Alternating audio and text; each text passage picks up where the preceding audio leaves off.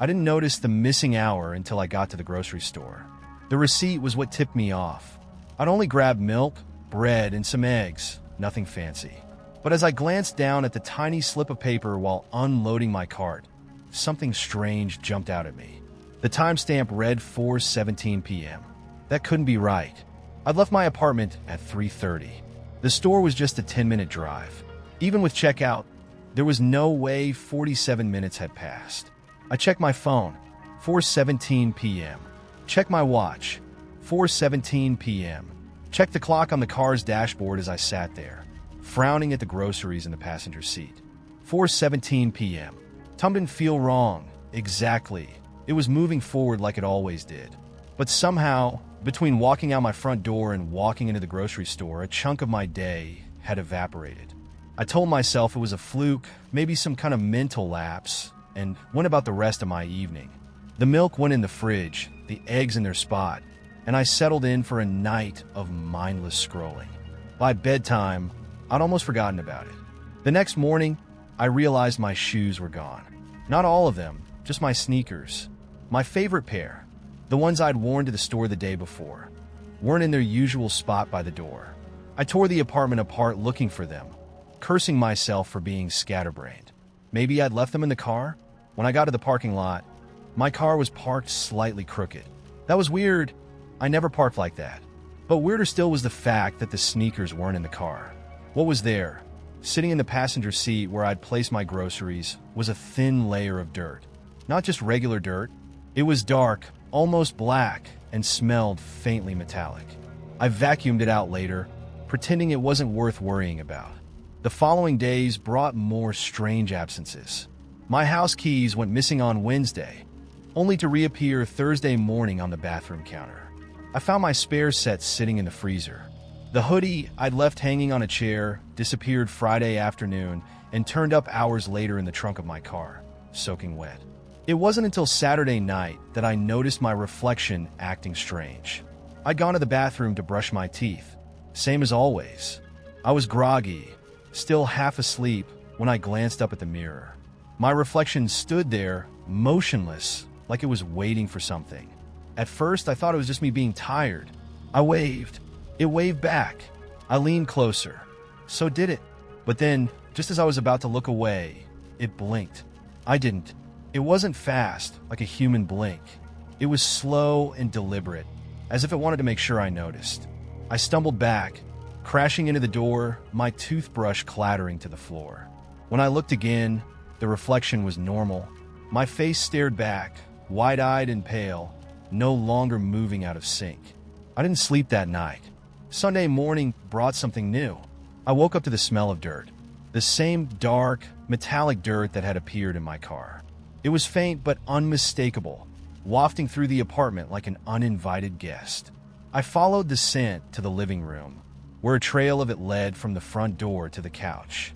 There, sitting on the cushion like it belonged there, was a single shoe. My sneaker. It was filthy, caked in the same black dirt, the laces frayed and stained. I couldn't bring myself to touch it, so I grabbed a trash bag, scooped it in, and tossed it into the dumpster behind the building. The smell lingered. By Monday, I was too distracted to go to work. I spent the day pacing my apartment, trying to convince myself I wasn't losing my mind. The missing hour, the dirt, the shoes, the reflection. It had to be coincidence, right? Just random, unrelated events piling up at the worst possible time. At least, that's what I told myself until Monday night. That's when I woke up outside. I came to in the woods. It was pitch black, the kind of darkness that swallows everything whole. The air was cold and damp, and the metallic scent of the dirt was overwhelming. I had no memory of leaving my apartment. My last clear thought was lying down to sleep, the blanket pulled tight around me. But here I was barefoot, standing in a clearing surrounded by tall, skeletal trees. My phone was still in my pocket. The screen glowed, 3:33 a.m. I turned on the flashlight and shone it around, searching for anything that might tell me where I was. The beam caught something glinting in the dirt, a metallic object half buried. I crouched down and dug it out with trembling hands. It was my house key. My heart pounded as I stumbled backward, the key clenched in my fist. That's when I heard it. A low, guttural sound like breathing. I froze. The sound wasn't close, but it wasn't far either. It came from somewhere just beyond the reach of the flashlight, deep in the shadows. The breathing grew louder, harsher, as if whatever it was had caught my scent. I didn't wait to see what it was. I ran, barefoot and panicked, branches tearing at my skin. Somehow, I made it back to the road. When I reached my apartment, the door was wide open. Inside, everything was as I'd left it. The couch, the dishes in the sink, even the clock on the wall ticking away like nothing had happened. The only thing out of place was the faint smell of dirt. I don't know what's happening to me. I've started noticing other things now. People on the street stare at me a little too long. My co-workers pause mid-conversation, their expressions briefly blank, like they're listening to something I can't hear. And just this morning I found the other sneaker. This time, it was on my bed. The laces were tied. Let's start a new story. Deep winter blanketed everything, the air muffled by the snow piled high on the sidewalks and rooftops. My shift had ended later than usual, and I was making my way home through streets that felt utterly deserted. I walked because it wasn't far, just 5 blocks, but as I turned onto the second block, I started to regret not calling for a ride. There was nothing unusual about the neighborhood. Street lamps glowed faintly in the foggy air, and the snow seemed to glow faintly under their light. But something felt off. The kind of off you can't explain, like when you suddenly realize you've been walking too long without seeing another person, another car, another sign of life. It wasn't just the stillness. It was the feeling that the stillness was watching me. I told myself it was just the late hour, the eerie quiet of the snow. Keep moving, I thought. Just a few more blocks, and I'd be home. I adjusted my scarf tighter around my neck, jammed my hands deeper into my coat pockets, and picked up my pace. That's when I heard it, a faint crunch behind me. I stopped walking, and so did the crunch. I turned my head, but there was nothing behind me, just the long stretch of street covered in fresh, untouched snow. The air felt heavy, like it was pressing down on me, and my breath came out in visible puffs. Maybe it was an echo, I told myself, or a chunk of snow falling from a tree. Nothing to worry about. But I couldn't shake the feeling that something was there, hidden just beyond the edge of the light. I started walking again, faster now, but trying to keep my steps quiet. A few seconds later, there was again the crunch, louder this time, deliberate. I didn't stop this time. My heart pounded, my ears straining to pick up any other sounds. I glanced over my shoulder quickly, just a flicker of a look, but still saw nothing. Yet the crunch of snow was there, pacing me, matching my steps exactly. I couldn't see it, but I could feel it, and that was somehow worse. It wasn't just following me. It was stalking me, keeping the same distance no matter how fast or slow I moved. The next block was darker. 2 street lamps were out, leaving long stretches of shadow between the pools of light. I knew I should turn around, head back toward the main road where there were people, noise, safety. But something told me I wouldn't make it that far. Whatever was behind me was patient, waiting for something, waiting for me. I pulled my phone from my pocket and fumbled to unlock it, my fingers clumsy and stiff from the cold. I tried to dial a friend, someone who could stay on the line with me while I got home. No signal. I cursed under my breath and shoved the phone back into my pocket. That's when I noticed the air had changed. The faint whisper of wind that had been blowing earlier had stopped completely, and the street lamps ahead of me seemed dimmer somehow, their light barely piercing the shadows. I forced myself to keep moving, one foot in front of the other, the crunch behind me growing louder with every step. I reached the next street lamp and stepped into the glow. It was a fragile kind of safety, but I paused there anyway, feeling exposed and trapped all at once. The crunching stopped again, and this time I didn't look back. I didn't dare. I just stood there, my breath quick and shallow, waiting for whatever came next. Then I heard it, a low whistle, slow and deliberate, cutting through the silence like a blade. It wasn't cheerful or casual. It was a tune played just for me, a predator's call, meant to freeze me in place. I didn't recognize the melody, but the sound of it turned my blood cold. "Hello!" I called out, my voice shaking. It was a stupid thing to say, I know, but silence felt worse. At least if they answered, I'd know where they were. The whistle stopped abruptly, and the quiet that followed was suffocating. I stayed there for what felt like hours, but was probably less than a minute, straining my ears, my body ready to run. Then, just on the edge of the light, I saw something move. It wasn't a person. It was too low to the ground for that. At first, I thought it was an animal, a dog maybe, but as it slinked closer, I realized I was wrong. Its shape was wrong. Too long, too angular, and the way it moved was all wrong too, jerky and slow, like a puppet pulled by invisible strings. I backed up, my legs stiff with fear. As the thing crept forward, its movements eerily precise. It stopped just outside the circle of light, and I could see the faint gleam of eyes, wide, unblinking, and impossibly dark. I turned and ran. I sprinted through the snow, my boots slipping, my breath burning in my lungs. The crunching was deafening now, pounding behind me as whatever it was gave chase. I didn't look back. I didn't need to. I could feel it closing the distance, its presence heavy and suffocating, as though the darkness itself was alive and reaching for me. My apartment building was in sight now, just one more block. My legs felt like they were moving through water, my muscles screaming for me to stop, but I pushed on. The crunching grew louder, closer, until I could hear the sharp rasp of its breath, ragged and wet. I hit the door to my building hard, fumbling with my keys as tears blurred my vision. The air behind me felt alive, charged with something malevolent, and I knew if I didn't get inside right then, I wouldn't make it. The lock clicked, and I threw myself inside, slamming the door shut and locking it just as something heavy hit the other side. I didn't wait to see what it was. I ran up the stairs to my apartment, locked the door, and sat in the dark, shaking, listening. The street outside was silent again. No footsteps, no whistles, nothing but the faint hum of my refrigerator. The next morning, I told myself it had been a bad dream, a hallucination brought on by exhaustion and fear. But when I stepped outside to check, I saw them, tracks in the snow. They weren't human. They weren't anything I recognized, and they stopped right at my door. Let's start a new story. The smell of oranges was the first thing I noticed. It came out of nowhere one evening while I was working late in my tiny apartment. Sweet and sharp, like someone had just peeled one nearby. But I lived alone, and my windows were shut tight against the autumn chill. I paused, sniffing the air, but the scent vanished as quickly as it came. I chalked it up to a passing whiff from the street below, though I didn't think much about it, until it happened again the next night. This time, it was stronger, more persistent, like the citrus had soaked into the air itself. I wandered through the apartment, half expecting to find a forgotten orange rotting in some dark corner. But there was nothing.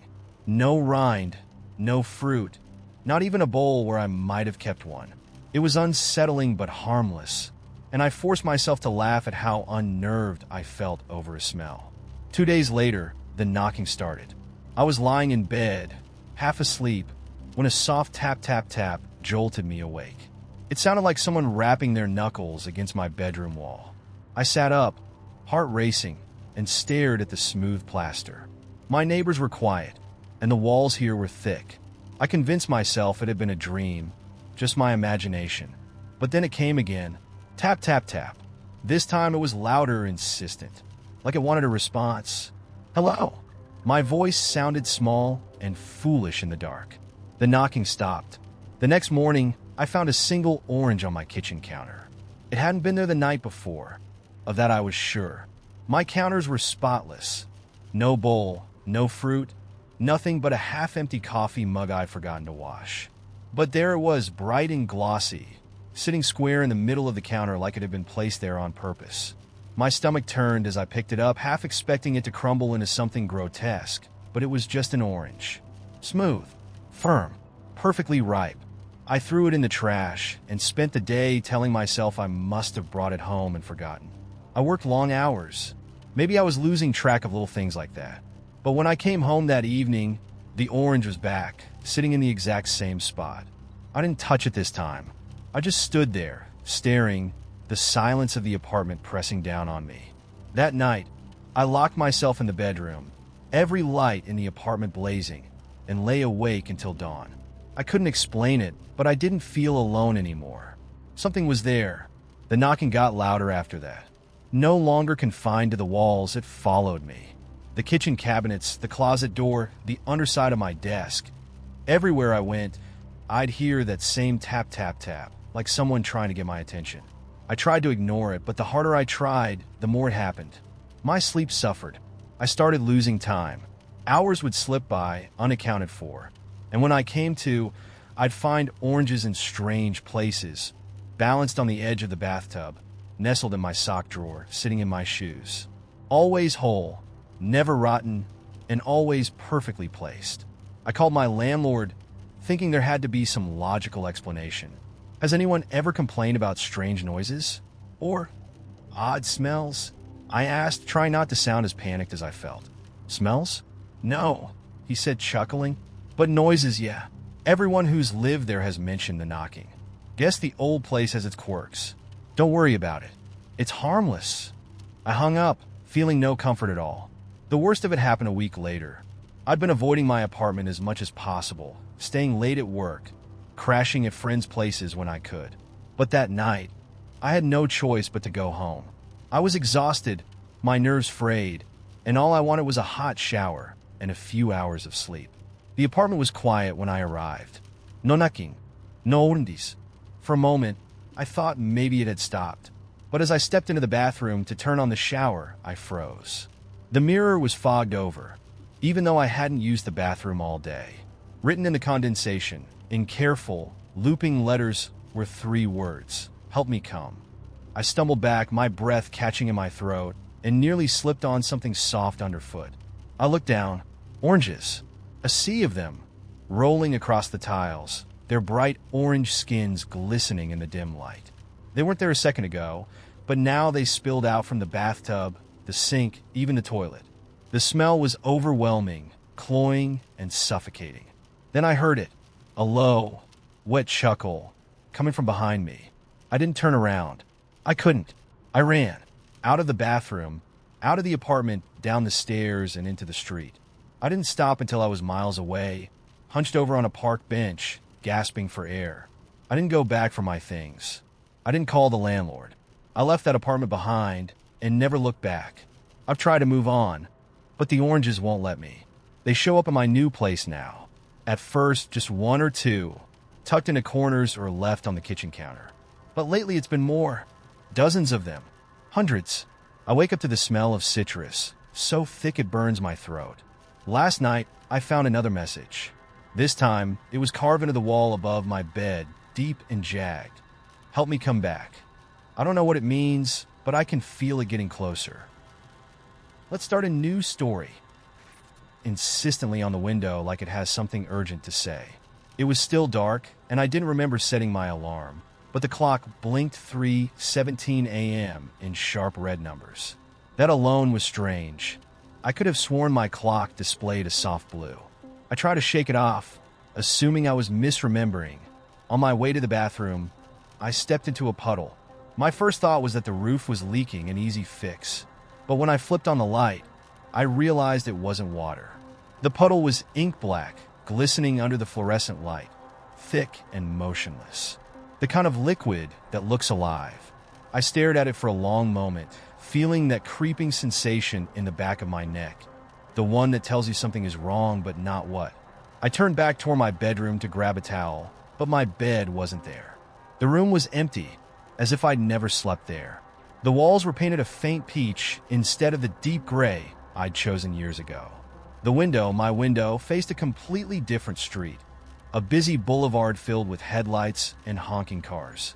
I stepped closer, heart pounding, and looked outside. The view was alive, bustling. It was a city I didn't recognize. But that wasn't the worst part. The worst part was when I glanced at my reflection in the glass. It blinked before I did. I stumbled back, hitting the edge of the doorframe. My breath felt trapped in my throat, shallow and useless. This isn't real, I whispered, the words an anchor, a mantra to keep me tethered. The voice that answered wasn't mine. It's as real as you make it. I didn't scream. I couldn't. My body locked up as I turned to face the room again, half expecting some ghostly figure to be standing there. But the room was just normal. My bed was back, my walls gray, my clock blinking in familiar blue numbers now, 4:02 a.m. I backed away slowly and sat on the edge of my bed, feeling the faint press of the mattress springs against me. It felt real, solid, but my chest was still tight. I didn't sleep for the rest of the night. When dawn finally arrived, the sunlight filtering through the window was warmer than usual, like it had been turned up a notch. I watched dust particles dance in the light and told myself everything had been a dream, some elaborate mix of sleep paralysis and exhaustion. I wanted to believe that, but things didn't go back to normal. They shifted, subtly at first. My favorite diner was suddenly painted green instead of red. The usual cashier, a chipper guy named Dale, was replaced by a woman named Maria who claimed she'd always worked there. The menu was identical except for one item: rosemary pancakes. I'd never seen them before, but Maria insisted I ordered them every Saturday. And then there were the people, faces that felt familiar but weren't. A man on the bus grinned at me, too wide, as if we shared some unspoken joke. A little girl on the street waved with both hands and whispered, "You're almost there." Almost where? I didn't ask. One evening, I returned home to find my apartment completely rearranged.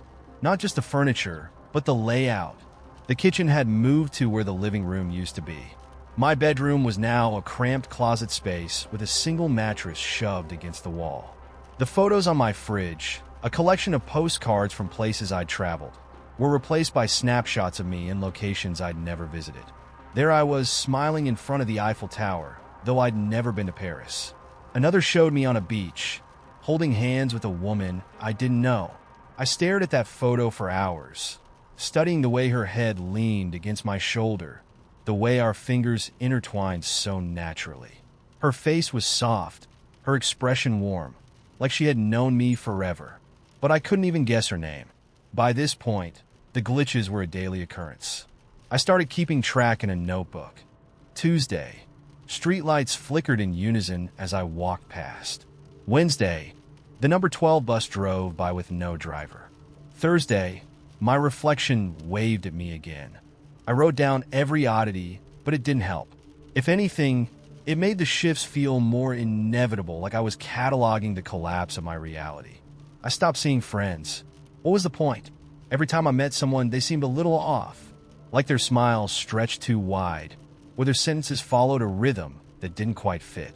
Conversations felt like rehearsals, not real exchanges.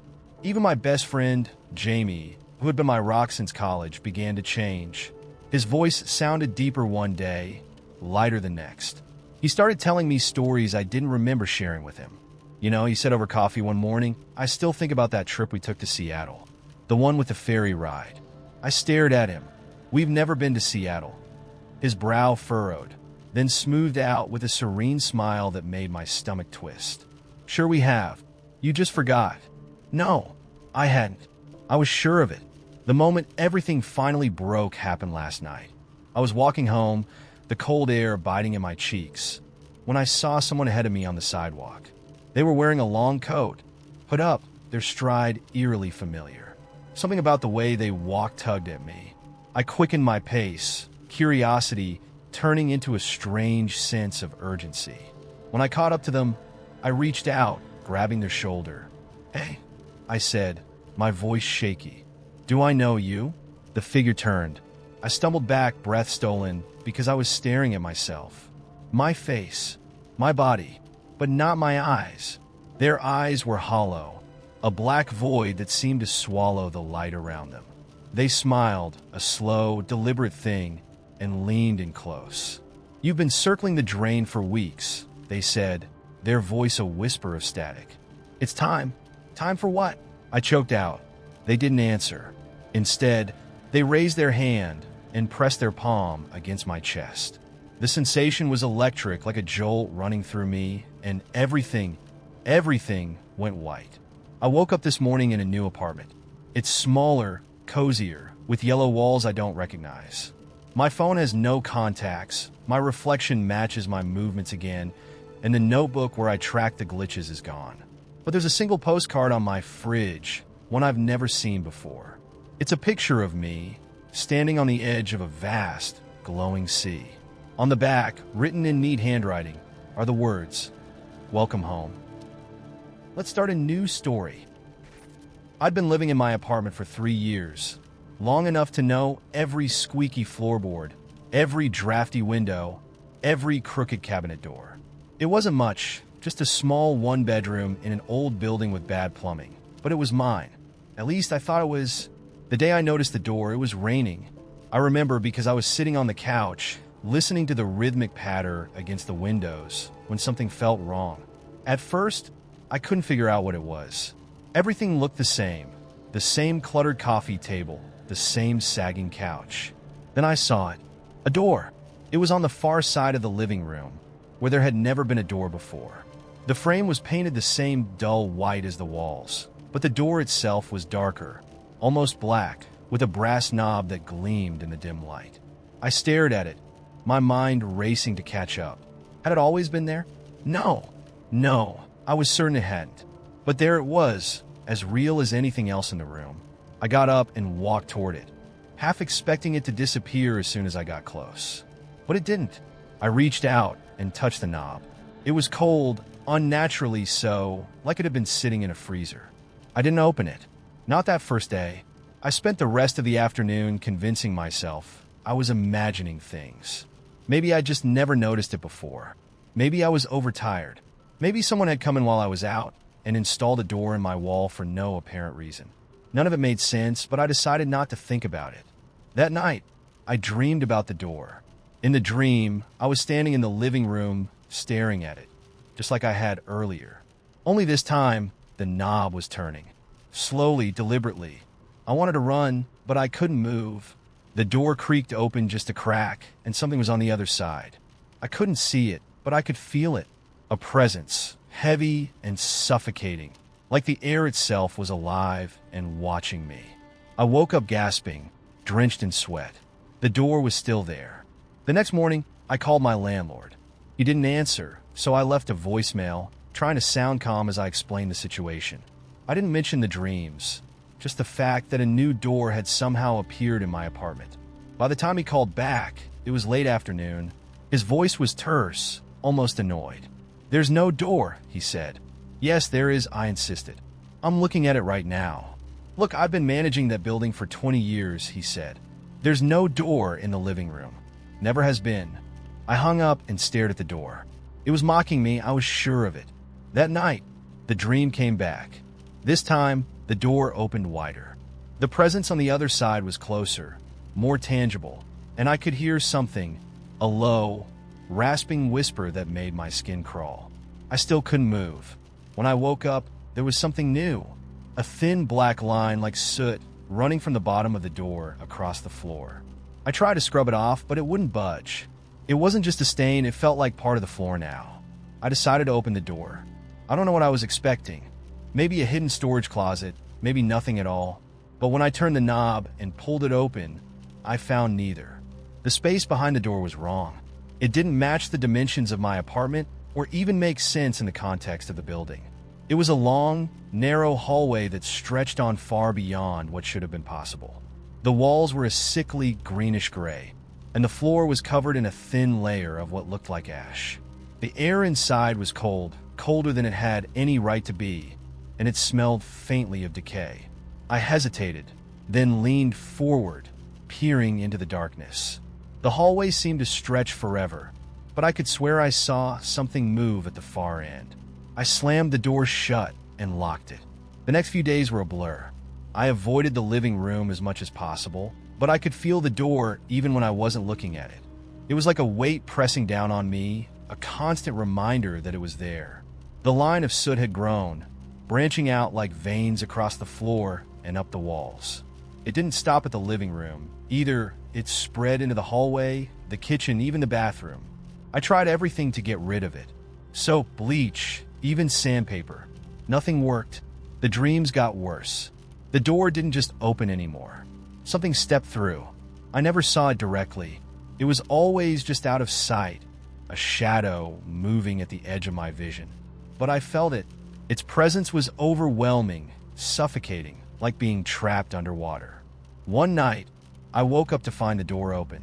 I hadn't opened it. I was sure of that. But there it was, yawning wide, the hallway behind it stretching into black infinity.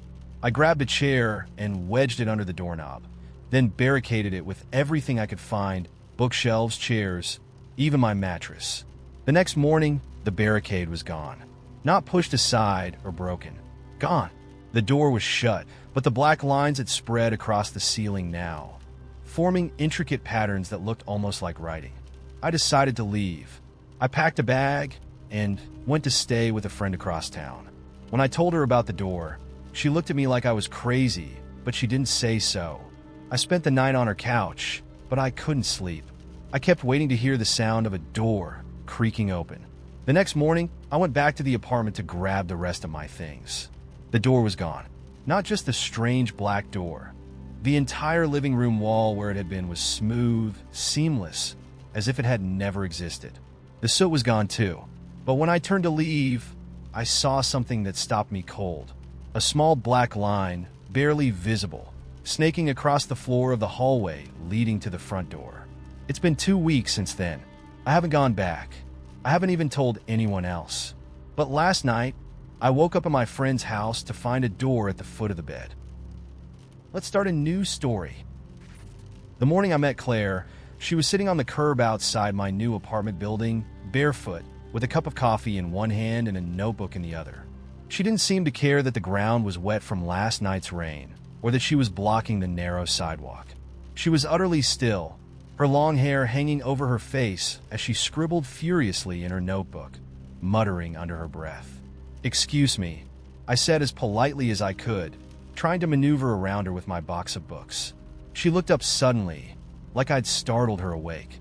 Her eyes, pale and intense, locked onto mine. She studied me for a moment, then said, "Don't live here." I froze. "What?" "This building," she said, gesturing with her pen. "Don't live here. Just don't." She said it so matter-of-factly, like she was pointing out a bad paint job or warning me about a nosy landlord. Then, without waiting for a response, she returned to her notebook. I chuckled nervously and kept walking. Maybe she was just eccentric, or maybe she didn't like the idea of new neighbors. Either way, I wasn't about to take advice from a stranger on the sidewalk. After all, this was a big city. Eccentric people were part of the charm. Inside, the apartment was small but clean. It smelled faintly of paint and lemon cleaner, and the morning light streamed through the windows in a way that made me think, for the first time in a while, that I could settle in here. I'd come to the city to start over, fresh job, fresh life, fresh everything. This place was my blank slate. That night, I didn't sleep well. It wasn't anything overt. No extranjenoisis, no unusual drafts. But I felt unsettled, like the air was too still, too heavy. Around 3 a.m., I woke up to the sensation of being watched. My heart pounded as I scanned the room, but nothing was out of place. I blamed it on first night jitters. The next morning, Claire was still there. Same spot, same notebook, same barefoot intensity. When she saw me, she didn't say a word, just stared at me with that unsettling, unblinking gaze. I considered asking her what her deal was, but decided against it. I didn't want to encourage her.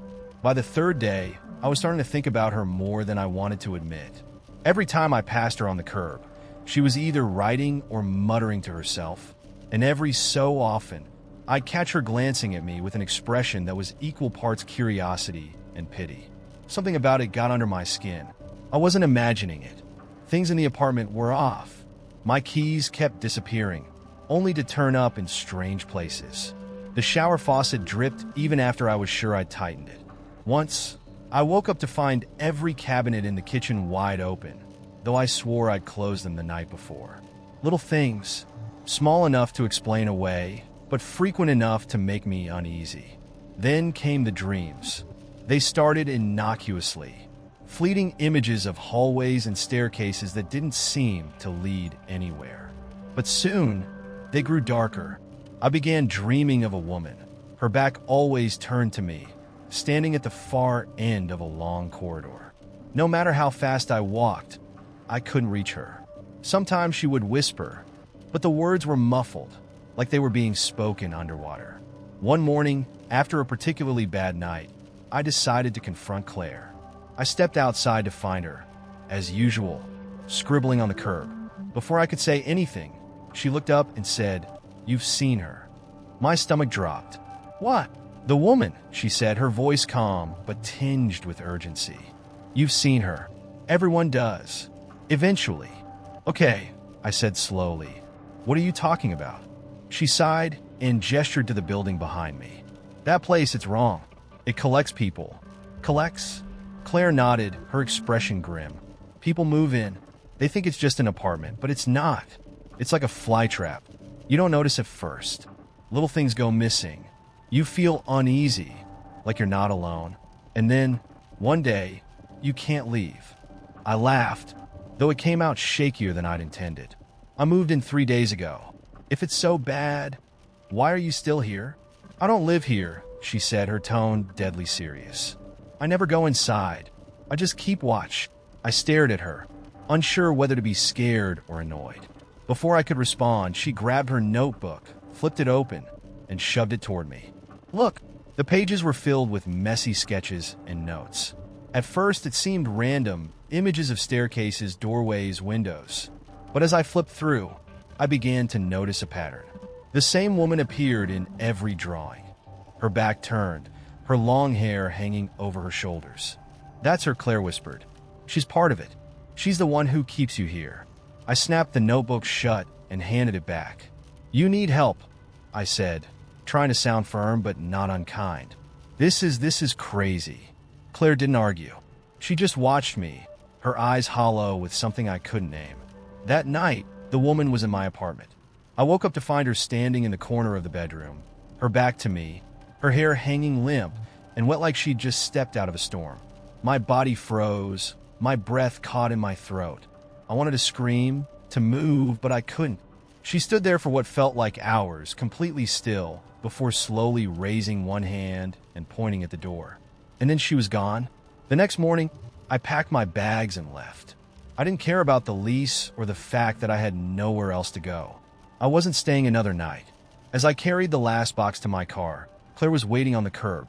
She didn't say anything this time, just watched as I loaded up and drove away. I'd like to say that was the end of it, that I escaped. But every night since, I've heard the faint sound of dripping water. And sometimes in the corners of mirrors or the edges of windows, I see her, standing there, always with her back to me, always waiting. Let's start a new story. The first time I met Lewis, I didn't think much of him. He was one of those quiet guys who kept to himself, hovering on the edges of a conversation, nodding politely but never quite stepping in. We were at a company happy hour, one of those obligatory events where everyone pretends to care about each other's hobbies for exactly 2 drinks. He had just started in IT, filling in for a guy who'd retired, and nobody seemed to know much about him. He caught my eye because of his shoes, polished black loafers with a peculiar shine, so out of place in our casual office crowd. I remember joking, fancy footwear for a happy hour, and he just smiled, a flicker of amusement crossing his face before he muttered, "Helps me stay grounded."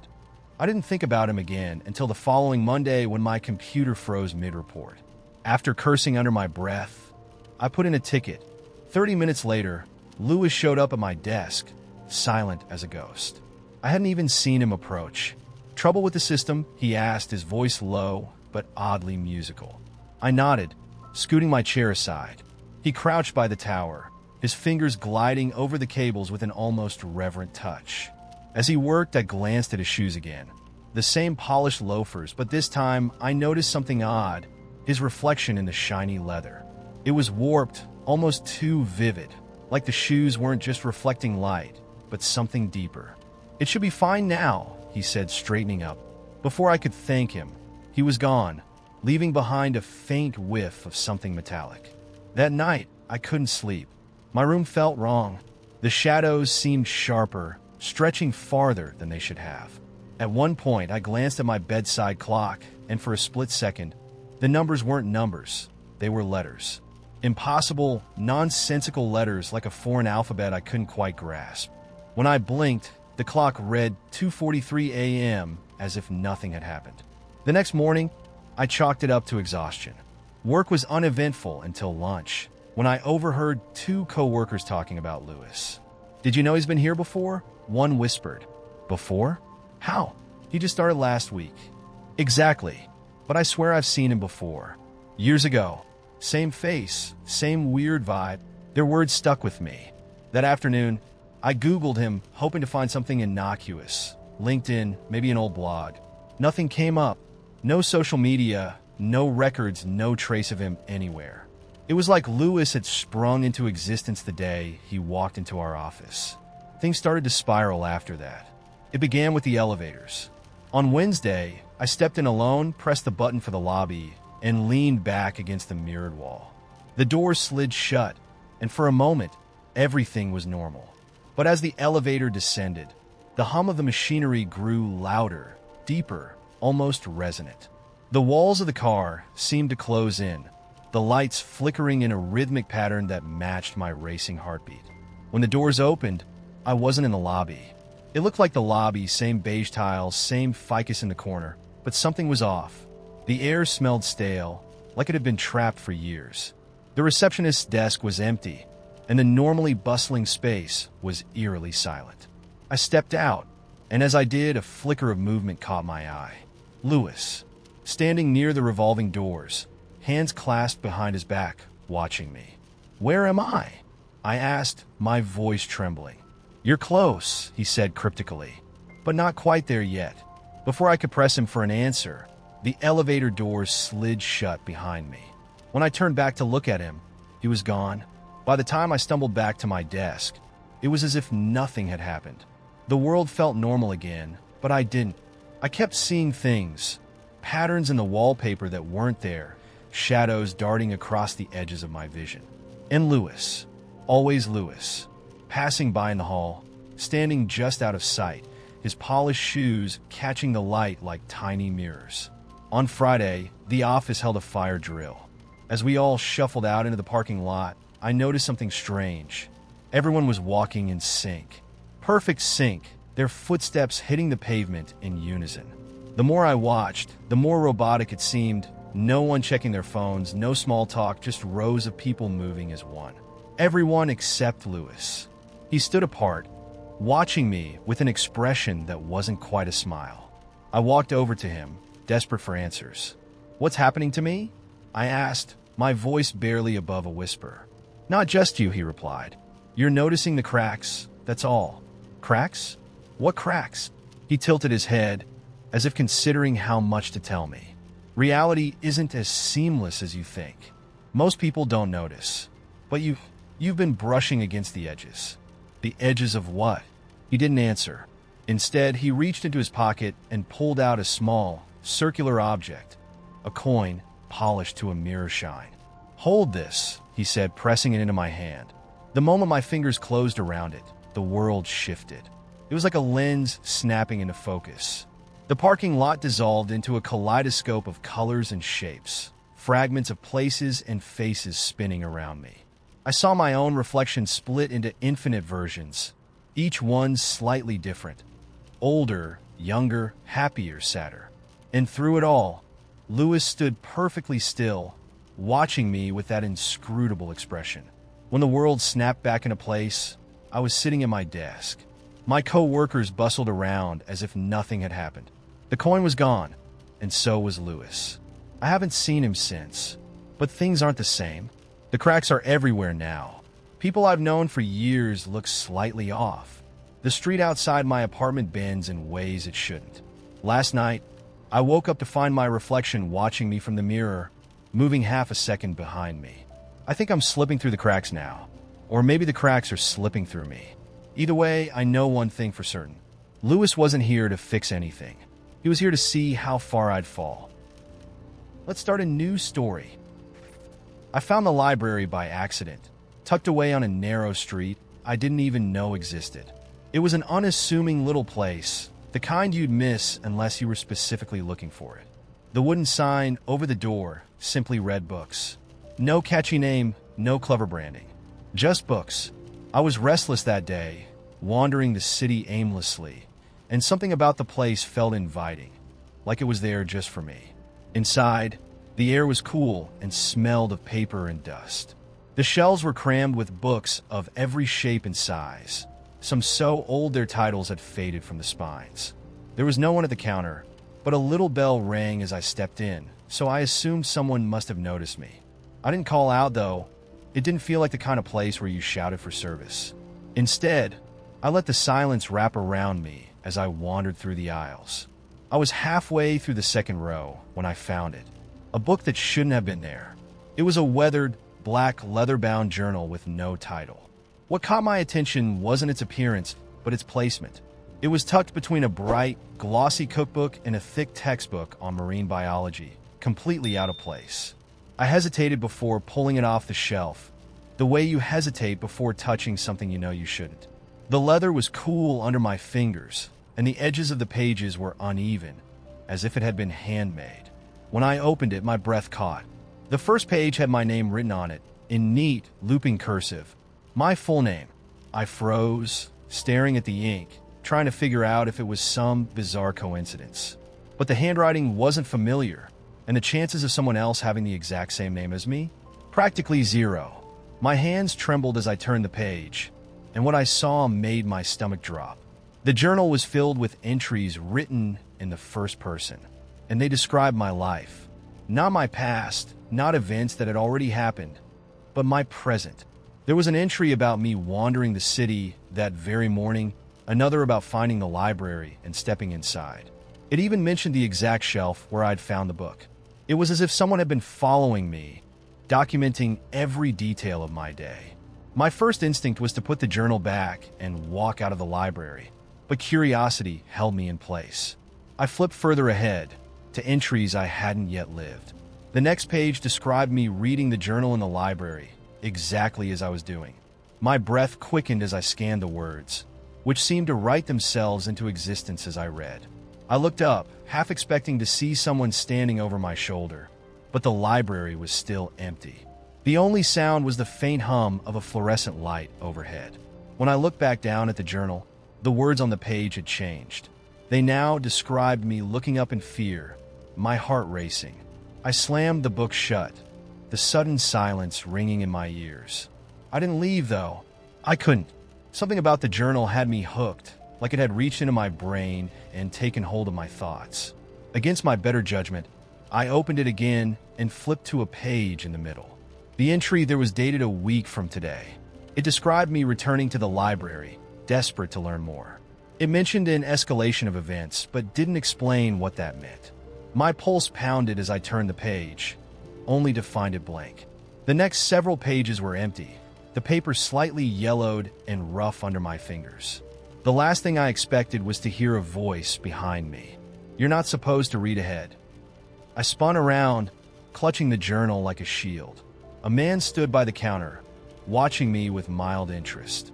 He was older, his face lined but kind, with eyes that seemed to hold too much knowledge.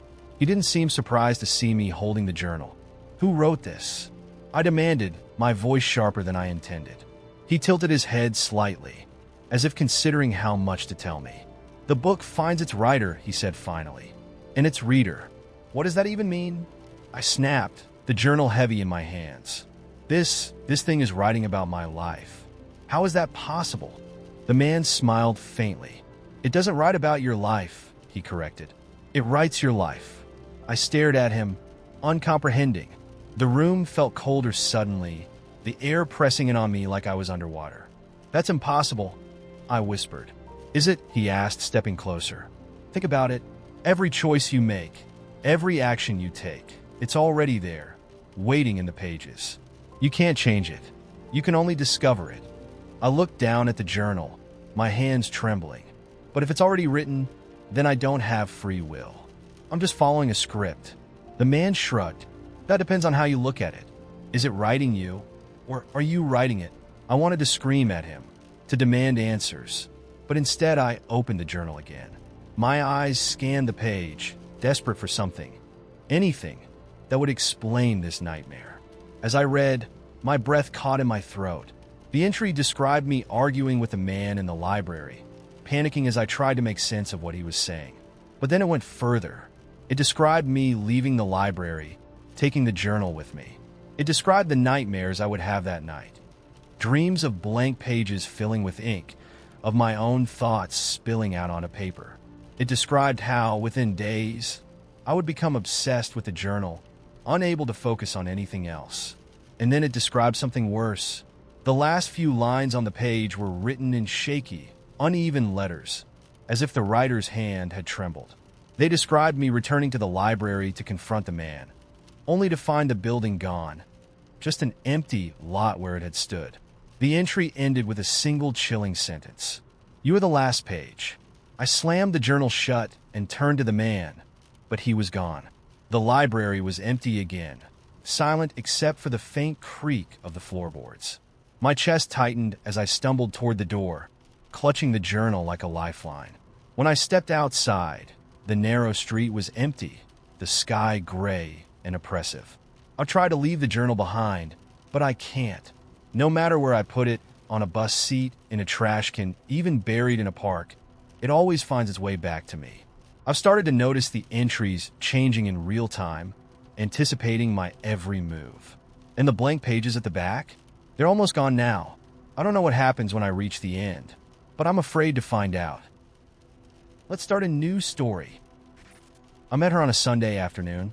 I was running late for my first day volunteering at the city library, fumbling with a tote bag full of half-read novels and a thermos of lukewarm coffee. She was sitting on the bench just outside the entrance, surrounded by pigeons. She wasn't feeding them, though. She just sat there, watching them like they were telling her secrets. She looked ordinary: faded jeans, a threadbare sweater, shoulder-length brown hair tucked into a loose ponytail. She had a plastic bag at her feet and a worn paperback in her lap. As I passed, she looked up and smiled, a quick, soft expression that almost felt like it wasn't meant for me. I nodded back and hurried inside. The first couple of shifts passed without incident. My job was easy: organizing the mess of books people left scattered around and keeping an eye on the patrons to make sure nobody walked out with the merchandise. It was quiet work, the kind of stillness I'd been craving after months of chaos at my last job. But by the third shift, I noticed her again. She wasn't on the bench this time. She was inside, sitting in one of the corner chairs near the biographies. She had the same bag with her, the same paperback in her hands. She looked up when I walked past and smiled again, this time holding my gaze a little longer. It wasn't an uncomfortable stare. If anything, it was warm, curious. Still, it made my stomach flip in a way I couldn't explain. She started showing up more often after that, always in the same spot, always with the same bag. Sometimes she'd read. Other times, she'd just sit there, watching people with that same quiet intensity. We didn't talk much beyond polite greetings. She'd ask where to find a certain book or comment on the weather, but her tone was always light, surface level, harmless. But something about her began to feel off. One day, I was shelving a stack of poetry books when I noticed her in the history section. She wasn't looking at the shelves, though. She was looking at me. Not in a creepy way. She wasn't staring, but it was the kind of glance you catch just before someone looks away. I smiled awkwardly and went back to shelving. That's when I realized she was humming. It was a low, tuneless hum, barely audible over the quiet murmur of the library. But it wasn't random. It was rhythmic, like a melody just out of reach. It wasn't eerie, not exactly, but it made the air feel heavier. I finished my task and moved to a different part of the library, trying to shake off the strange feeling. The humming started to follow me. At first, I thought I was imagining it. Libraries are full of sounds: paper rustling, keyboards clicking, distant conversations. But the hum was distinct. I'd catch it between the aisles or hear it faintly behind me while I was sorting books. Every time I turned, there was nothing, just the faintest echo of that sound. It got worse after that. One evening, as I was locking up, I noticed the chair in her usual spot had been turned to face the back wall. It hadn't been like that earlier, and I knew for a fact no one else had been there. I flipped the chair back to its usual position, feeling an unexplainable chill. When I turned around, there was a book lying on the table, the same tattered paperback she always carried. Only now, the cover was torn off and the pages were blank. Every single one. I didn't sleep that night. The next time I saw her was a few days later, during my afternoon shift. She wasn't in her usual spot, which I'll admit was a relief. But just as I was beginning to relax, She appeared behind me in the fiction aisle. I didn't hear her walk up. One moment the aisle was empty, and the next she was there. She smiled again, but this time it felt forced, like she was wearing it for my benefit. "I found something for you," she said, holding out a small slip of paper. Her voice was calm, almost soothing. I didn't take it right away. My hands felt cold, my chest tight. "What is it?" I asked, trying to keep my voice steady. "It's for you," she repeated, pressing it into my hand. Then she walked away, disappearing around the corner before I could say another word. The paper was blank at first, but as I turned it over in my hands, faint words began to bleed through, like ink seeping from the other side. "You're not listening." I left the library early that day. The next few weeks were a blur of sleepless nights and mounting paranoia. I couldn't explain it, but something about her presence felt wrong in a way I couldn't articulate. The humming was in my head now, following me even when I wasn't at the library. I started hearing it in my apartment, in the grocery store, even in the shower. It wasn't loud, but it was constant, like the static of a radio station you can't quite tune out. I tried to tell a coworker about her once, but as soon as I brought it up, the words felt stupid, absurd. "She just hums and stares sometimes," didn't exactly scream call the cops. Then one night, I came home to find my front door unlocked. I was sure I'd locked it when I left. My stomach dropped as I pushed it open, half expecting to find her sitting in my living room. But everything was exactly as I'd left it. Almost. On the kitchen counter was a single book, the same paperback, still blank. I didn't go back to the library after that. I told them I was sick, then quit over email a week later. I stopped reading too. Every time I opened a book, I'd hear that humming, faint but insistent, like it was waiting for me to notice something. I moved across town a month later, trying to put distance between myself and whatever had followed me. It worked for a while. The humming stopped. The nights got quieter.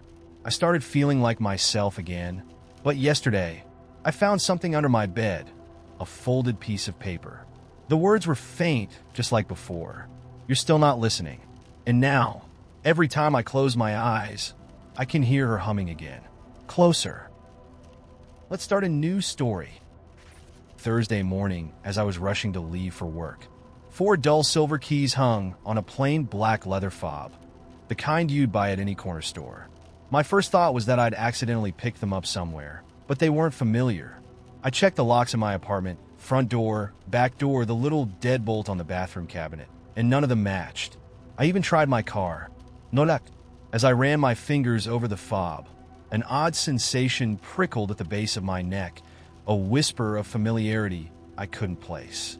I shook it off, tossed the keys into the junk drawer, and forgot about them, until I found them again the next morning.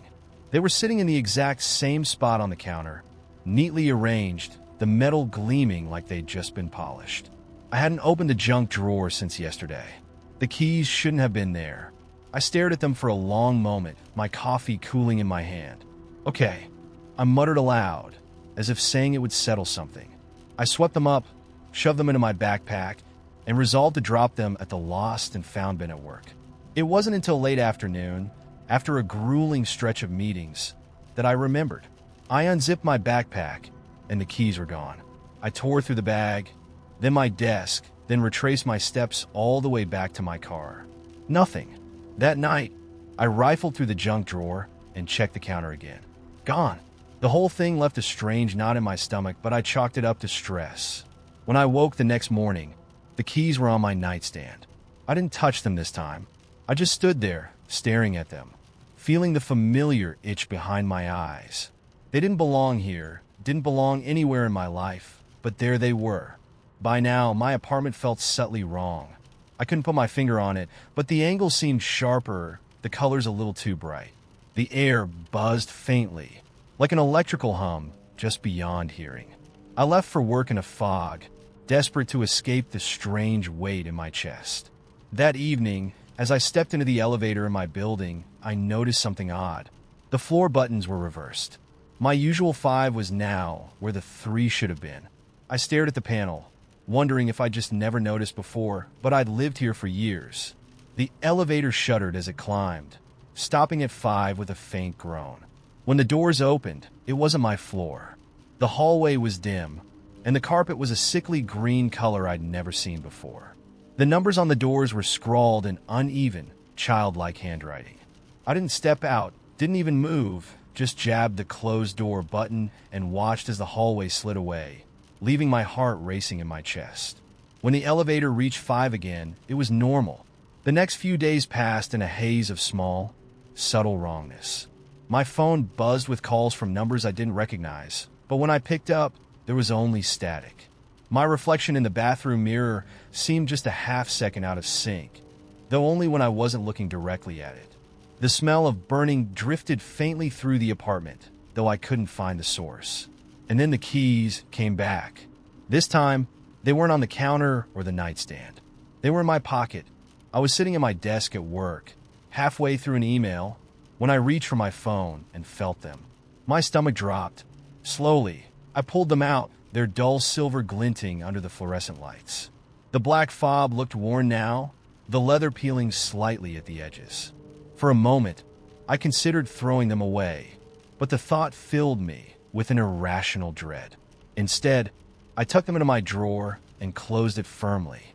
The day blurred past, but as I drove home, I noticed the street signs were wrong. Not just the names, but the letters themselves. They were in some strange, angular script I couldn't read. The traffic lights blinked in irregular patterns, and the air seemed thicker somehow, pressing against the windshield. When I finally made it back to my apartment, I found the front door ajar. The smell of burning was stronger now, acrid and sharp, curling into my nose and throat. My living room looked untouched at first glance, but as I stepped inside, I realized the walls were empty. Every photo, every piece of artwork was gone, leaving only faint outlines in the paint where they'd once hung. The keys were on the coffee table. They were different now, 6 keys instead of 4, and the fob was no longer black. It was deep red, like blood soaked into leather. This time, I couldn't stop myself. I grabbed the fob, my fingers trembling as I held it. One of the keys, the smallest, felt warm to the touch, as if it had just been used. Before I could think too hard about what I was doing, I found myself trying it in the lock on my front door. It didn't fit. None of the keys fit. Not my doors, not my car, not the mailbox downstairs. But when I held the fob, I could feel a pull, an almost imperceptible tug in a direction I couldn't name. It wasn't north or south or anything that mapped to the world I knew, but I followed it anyway. I walked through the city, the hum in my ears growing louder with every step. The streetlights flickered in strange rhythms, and the faces of the people I passed seemed blurred, as if I were seeing them through frosted glass. The pull led me to an alley I didn't recognize, though I'd lived in this neighborhood for years. At the end of the alley stood a door, a heavy, iron thing that didn't belong. The smallest key slid into the lock like it had been waiting for me. When the door creaked open, I saw nothing but blackness beyond it, a void so complete it seemed to swallow the light spilling in from the alley. And then I heard it, a voice faint and distant calling my name. It wasn't just any voice, it was mine. Before I could stop myself, I stepped through. The door slammed shut behind me. I don't know how long I've been here. The air hums constantly, vibrating through my bones. There's no light, no sound except for the faint echo of my own voice calling out, but not from my throat. The keys are gone now, but I can still feel them like phantom limbs. They're waiting for someone else, I think. I hope they don't find them. Let's start a new story. I found the apartment by chance, a 1-bedroom unit in an older brick building nestled on the edge of downtown. The listing had been vague, but enticing, affordable, quiet, close to transit. It was perfect for me, cheap, no roommates, and just far enough from the bustle of the city center to feel secluded. When I arrived to tour the place, the landlord was waiting by the door. Mr. Dobson was an older man with deep-set eyes and a hunched posture, wearing a thick sweater despite the warm spring afternoon. His handshake was weak, his palm clammy. "You'll like it here," he said, his voice barely above a whisper. "Everyone does." The apartment itself was fine. Dated, sure. The walls were painted a sickly yellow, and the hardwood floors had deep gouges that hinted at decades of heavy furniture. But it was clean and surprisingly spacious. The rent was even lower than the ad had promised. "Why is it so cheap?" I asked, trying to keep my tone casual. Mr. Dobson's lips twitched into something resembling a smile. It's been empty for a while. Guess it's just waiting for the right tenant. He gave me a quick look, then added, no pets, no overnight guests. That's the rule. The no guests policy was weird, but I was desperate, so I signed the lease. Moving day came quickly, and by the end of it, I was sitting on the floor of my new apartment, eating takeout in the quietest silence I'd ever experienced. The first few days passed uneventfully, though the building had a strange vibe I couldn't shake. There was a faint smell in the hallway, a mix of damp wood and something faintly metallic. The elevator groaned ominously whenever I used it, and while I occasionally heard footsteps above me or the muffled sounds of a TV through the walls, I never actually saw my neighbors. Not in the halls, not by the mailboxes, not even in the shared laundry room. The first strange thing happened on the third night. I was in bed, half asleep, when I heard a faint knock. It wasn't at my door, though it sounded like it was coming from somewhere inside the apartment. Tap, tap, tap. I sat up, heart pounding, straining to pinpoint the noise. It stopped after a minute, leaving only the low hum of the fridge in the next room.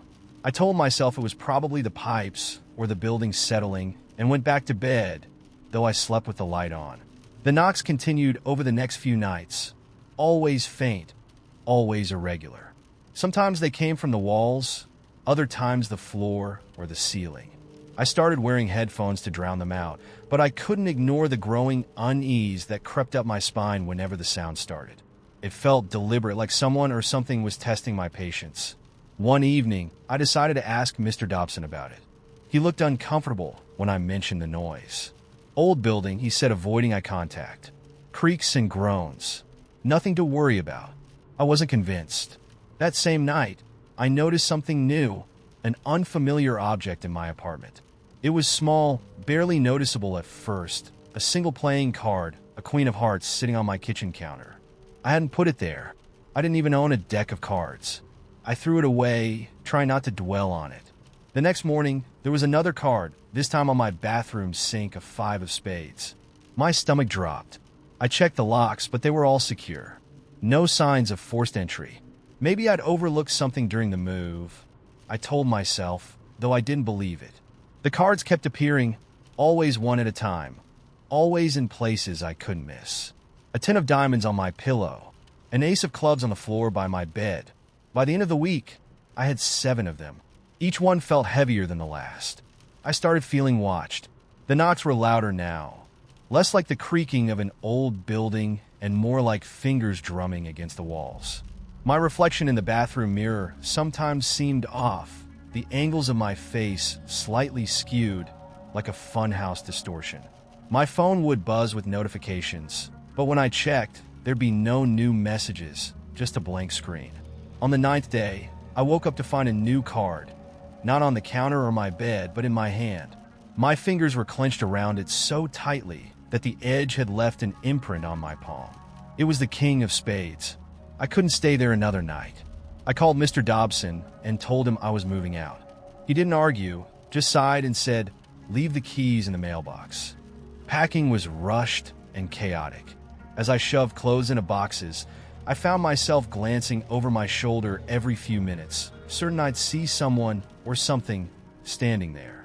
The air in the apartment felt heavier, pressing against my chest like an invisible weight. On my way out, I passed the mailbox cluster in the lobby. I glanced at the names on the labels. Only mine was legible. The others were faded or scratched out entirely. That's when I noticed the slip of paper poking out of one of the boxes. It wasn't an envelope, just a folded note, yellowed with age. Against my better judgment, I pulled it out and opened it. The handwriting was jagged and hurried. "You can leave," but it won't. I left without looking back. It's been 3 weeks since I moved out, and I'm staying with a friend until I can find a new place. At first, I thought I was safe, but then the knocking started again, faint and distant, like it was coming from the walls. Yesterday, I found another playing card on the nightstand beside my bed. The Joker. Let's start a new story. Deep in the Appalachian woods. It was supposed to be a family bonding vacation, but it felt more like a punishment to me. No Wi-Fi, no cable, No friends, just trees, bugs, and the occasional distant sound of something rustling in the underbrush. I remember the first night there, staring out the bedroom window at the endless expanse of blackness, wondering if the silence could be dangerous. The cabin itself was old, much older than the glossy vacation rental photos had suggested. The wooden floor creaked with every step, the pipes groaned when you turned on the tap, and the faint smell of damp earth hung in the air. I was determined to hate the place, but my dad insisted it had character. My younger sister, Emily, was thrilled. She was 10 and still thought everything was an adventure. The only rule my parents gave us was simple: stay close to the cabin. The forest was dense and easy to get lost in, and besides, my mom had a thing about wild animals. "You don't want to be someone's dinner," she joked, though her tone was serious. The first few days were uneventful. We hiked, skipped rocks on the nearby creek, and played endless rounds of board games. Emily loved the outdoors, darting around the trees like a hyperactive squirrel, while I sulked in the background, wishing I could be anywhere else. It wasn't until the fourth day that things started to feel wrong. Emily was the first to notice it. We were hiking a trail that wound deeper into the woods than we'd gone before when she stopped abruptly, her head tilted like she was listening for something. "Do you hear that?" she asked. I strained my ears but heard nothing out of the ordinary. Just the chirping of birds and the rustle of leaves in the breeze. "Hear what?" "That music," she said, her eyes wide. "It's pretty." I rolled my eyes. "You're imagining things." But Emily was insistent. She swore she could hear a faint, melodic tune drifting through the trees. I thought she was just being her usual weird self, but something about the way she said it stuck with me. She was too focused, too certain. The next morning, Emily woke me up before sunrise, shaking my arm with more force than necessary. Her face was pale, her eyes bloodshot like she hadn't slept all night. "I saw it," she whispered. "Saw what?" I groaned, pulling the blanket over my head. "The man in the woods," she said. "He was standing by the creek, just watching." I sat up, my annoyance giving way to a prickle of unease. "What man?" She hesitated, as if trying to find the right words. "He looked old, but not old like Grandpa. Old like the trees. And he was playing something like a flute or a pipe. The music was beautiful." I stared at her, unsure whether to laugh or be worried. Emily was imaginative, sure, but this was different. There was an intensity in her voice that I couldn't ignore. "Did you tell Mom or Dad?" I asked. She shook her head. "They won't believe me." Neither did I, not entirely. But as the day wore on, I couldn't shake the image of what she described. The man, the music. That evening, I found myself looking out the window, half expecting to see something or someone lurking at the edge of the forest. But the trees were still, bathed in the golden glow of sunset. The next few nights were restless. Emily's behavior grew stranger by the day. She stopped eating, stopped running around the woods like she usually did. She spent hours staring out the window or sitting on the porch, her head tilted like she was listening for something just out of reach. When I tried to talk to her, she'd shrug me off or give me vague, cryptic answers. "I have to go back," she said one night as we were getting ready for bed. "Go back where?" I asked. "To the creek," she replied, as if it were the most obvious thing in the world. That night, I woke up to find her bed empty. Panic surged through me as I scrambled out of bed, my heart pounding. I ran to the living room, then the kitchen, calling her name. No answer. The front door was ajar, and a cold breeze swept through the cabin. I grabbed a flashlight and stepped outside, the beam slicing through the darkness. "Emily!" I shouted, my voice echoing into the void. Somewhere in the distance, I thought I heard laughter, soft and airy, almost like wind chimes. The trail to the creek was faint in the dark, but I knew the way by heart. My flashlight flickered, the light struggling to cut through the oppressive blackness. Every rustle of leaves made me jump. Every shadow felt alive. When I reached the creek, I froze. Emily was there, standing on the opposite bank. But she wasn't alone. A figure stood beside her, tall and impossibly thin, cloaked in shadows that seemed to ripple and shift like smoke. Its face was obscured, but I could see the glint of something in its hand. A flute, carved from bone or wood, I couldn't tell. It was playing, the melody lilting and hypnotic, weaving through the air like a living thing. "Emily!" I shouted, my voice cracking. "Get away from him." She turned to me, her expression serene, almost blissful. "It's okay," she said. "He just wants to show me something." I stepped into the creek, the icy water soaking through my shoes. "Emily, come back." The figure turned its head towards me then, and for a split second, I felt the weight of its gaze, a pressure that wrapped around my chest like a vice. My knees buckled, and I fell, the flashlight slipping from my hand and plunging into the water. When I looked up, they were gone. Emily, the figure, the music, vanished as if they'd never been there. We searched for her for days, weeks. The police combed the woods, volunteers came with dogs and drones, but there was no trace of her.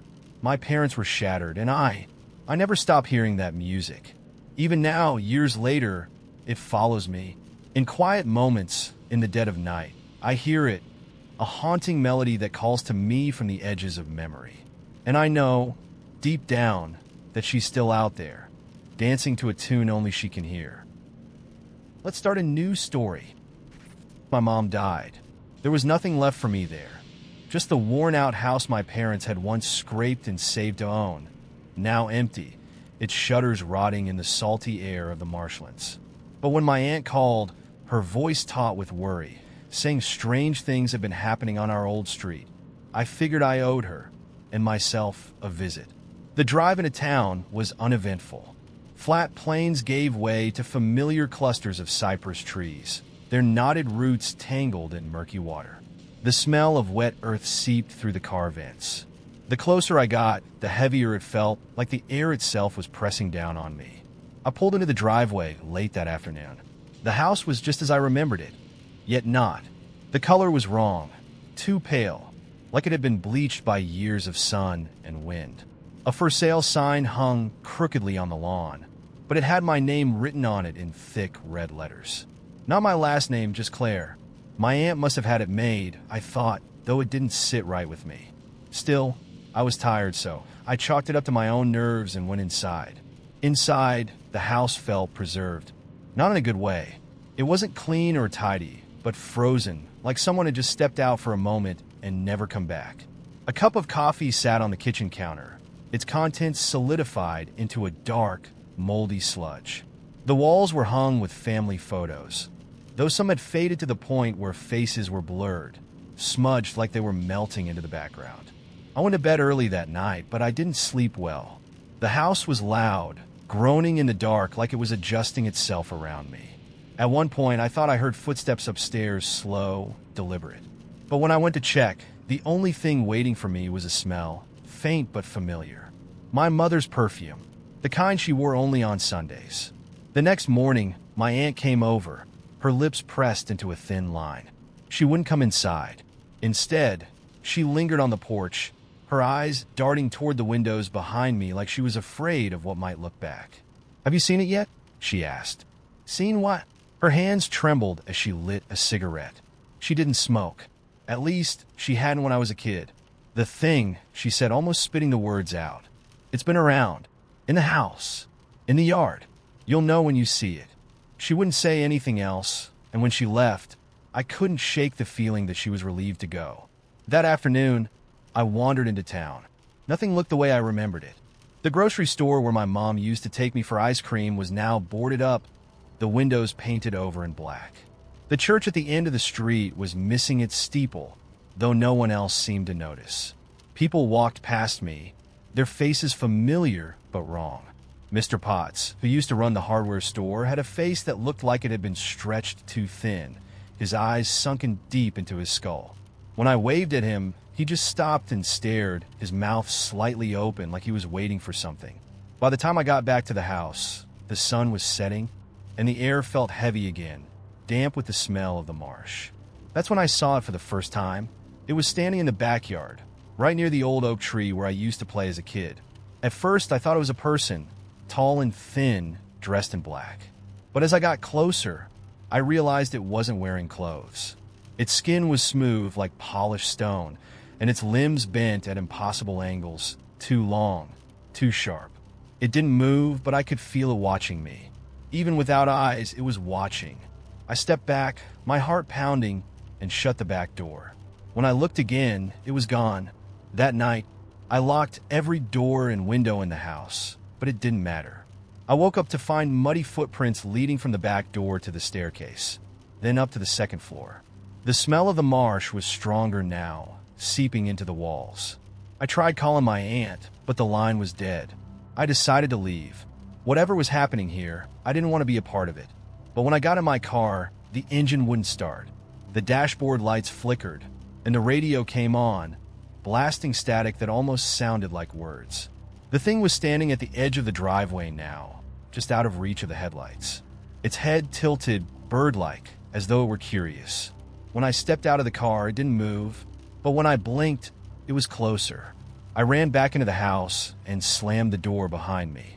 That's when I realized the family photos had changed. In every single one, the faces were gone, replaced by that thing's featureless head, staring out at me from the frames. It's been 3 days. The footprints are everywhere now. They lead in circles around the house, through the kitchen, the living room, my bedroom. Every night, I hear it moving, the floorboards creaking under its weight. I haven't slept. I don't think I can. I don't know if it wants me to leave or if it wants me to stay. Maybe it doesn't matter. The house feels alive now, breathing around me, the walls bending inward. When I look out the window, the neighborhood is gone. All I can see is the marsh, stretching out endlessly, gray and still. I think I understand now. The house didn't just hold memories. It held something else, something that had been waiting. And now it's mine. Or maybe I'm its... Let's start a new story. I wasn't expecting much, just a cheap one-bedroom in a quieter part of town. The kind of place where the only drama you'd hear about was someone's cat getting stuck on a roof. I needed a change, something smaller and simpler after a messy breakup. When I first walked through the building, it felt exactly like what I wanted.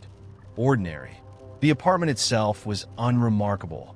Faded beige walls, scuffed hardwood floors, and a faint smell of old paint. The only thing that really caught my attention was the window. It wasn't the biggest, but it was perfectly framed by a view of an ancient oak tree in the courtyard. Its branches were massive and gnarled, like something out of an old fairy tale. I remember standing there and thinking it was beautiful, peaceful even. The first night passed without issue. I unpacked until I couldn't keep my eyes open, threw my mattress on the floor, and fell asleep surrounded by boxes. The only sound was the occasional creak of the old building settling, which was oddly comforting. But on the second night, things started to feel off. I was in bed scrolling mindlessly on my phone when I noticed something strange out of the corner of my eye. The oak tree. Its branches were moving, swaying faintly in the breeze, or so I thought. But then I realized the air was perfectly still.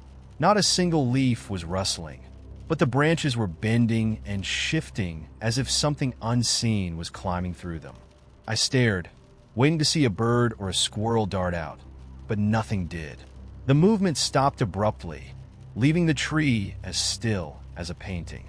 I laughed nervously, told myself I was just tired, and forced myself to look away. By the third night, I couldn't ignore it anymore. I'd been in the kitchen washing dishes when I heard a faint tapping sound coming from the living room. It was so soft at first that I wasn't sure I'd actually heard it. But then it came again. Tulp, tulp, tulp. It was rhythmic, deliberate. My heart thudded as I stepped into the living room, and I realized the sound was coming from the window, from the oak tree.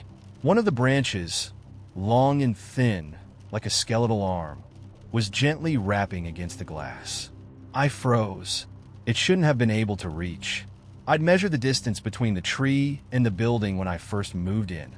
It was too far for the branches to touch the window. But there it was, clear as day, tapping like it was trying to get my attention. The moment I stepped closer, it stopped. I didn't sleep that night. The next morning, I convinced myself it was nothing. Trees grow, right? Maybe I'd misjudged the distance. I decided to put it out of my mind, but I couldn't shake the feeling that I was being watched. I started keeping the curtains closed at all times, refusing to even glance in the direction of the tree. It helped a little during the day, but at night, I'd lie awake straining to hear any sound. Sometimes I'd catch the faintest creak, like the weight of something shifting in the branches or a scrape against the glass. Bailey, my neighbor's cat, stopped coming around. He used to sit on the windowsill outside my kitchen, pawing at the screen until I gave him scraps. One day, he just vanished. A week later, I came home from work to find a small pile of dirt on my living room floor. At first, I thought I'd tracked it in, but then I noticed it was too neatly arranged. A little mound, like the kind you'd see on a fresh grave. My skin prickled as I stared at it, and that's when I noticed the smell. Earthy, damp, with a faint tang of rot. It was coming from the window. Against my better judgment, I peeked through the curtain. The branch was there again, pressed firmly against the glass. But it wasn't just a branch anymore. It looked wrong, almost fleshy with small ridges and indentations running along its length. And at the tip, where bark should have been, it ended in something disturbingly similar to a hand. I slammed the curtain shut, my breath coming in short gasps. I didn't know what to do. Call the landlord? The police? What would I even say? Hi, I think there's something alive in the oak tree outside my window. I paced the apartment for hours, jumping at every sound. Eventually, exhaustion won out, and I fell asleep on the couch with every light on. I woke up to the sound of splintering wood. My heart nearly stopped as I realized it was coming from the window. The curtains were drawn, but I could see the faint outline of the branch pressing harder against the glass.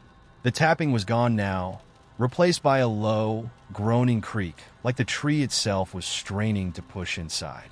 And then I heard a voice, faint, rasping, and barely audible, but unmistakable. Let me in. I stumbled backward, clutching a lamp for some kind of defense. The voice came again, this time louder. Let me in. It wasn't just coming from the window. It was everywhere, surrounding me, echoing in my ears. My pulse roared in my head as I bolted to the bathroom and locked the door, trying to convince myself this wasn't happening. I don't know how long I stayed in there. Hours, maybe. When I finally worked up the courage to come out, the apartment was silent. The smell of damp earth still lingered, and the little pile of dirt was gone. But the window, oh God, the window, was cracked, thin lines spidering across the glass like something had been pushing against it with incredible force. I moved out the next day. Didn't even bother packing properly. Just threw my clothes into garbage bags and left everything else behind. I didn't care about losing my deposit. I didn't care about the awkward conversation with the landlord. I just needed to get out. I've been gone for months now, living on the other side of town in a high-rise with no trees in sight. But sometimes, in the middle of the night, I still hear it. A faint tapping, a soft whisper, and the words that make my blood run cold. Let me in. Let's start a new story. A quiet Tuesday afternoon that smelled like old books and the faint tang of winter air. I was seated in my usual spot near the back, halfway through a true crime book I'd picked up on a whim. The silence was comforting, broken only by the occasional shuffle of someone passing through the aisles. That's when I noticed him. He was sitting one table over, head bent over a thick hardcover, his finger tracing the lines of text as he read. There wasn't anything remarkable about him at first glance. Mid-30s, scruffy brown hair, a slightly frayed sweater. He looked like he belonged there, like he was part of the furniture. It wasn't until I stood to grab another book that I caught his eyes following me. It was subtle, a flicker of movement as I walked past, but it registered. I hesitated, suddenly self-conscious, and ducked down an aisle to shake the feeling. When I returned, he was gone.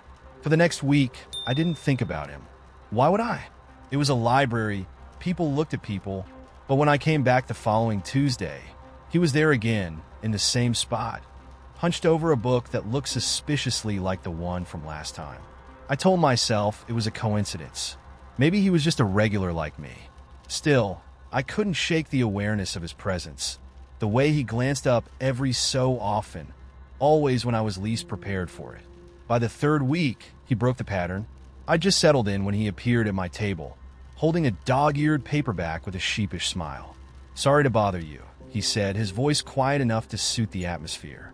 "But I noticed you reading this last week, and I couldn't help but grab it myself. Just wanted to say it's, pretty gripping." I stared at the book in his hands. It was the same true crime story I'd returned after my first visit. I hadn't even liked it that much. "Yeah, it's interesting," I replied, forcing a polite smile. He nodded, lingering for a moment too long before gesturing vaguely. "Well, I won't interrupt you. Just thought I'd say hi." After he left, I chalked it up to awkward friendliness. He probably saw me around and wanted to make conversation. No harm in that, right? The next week, he joined me again. This time, he didn't bother with pretense.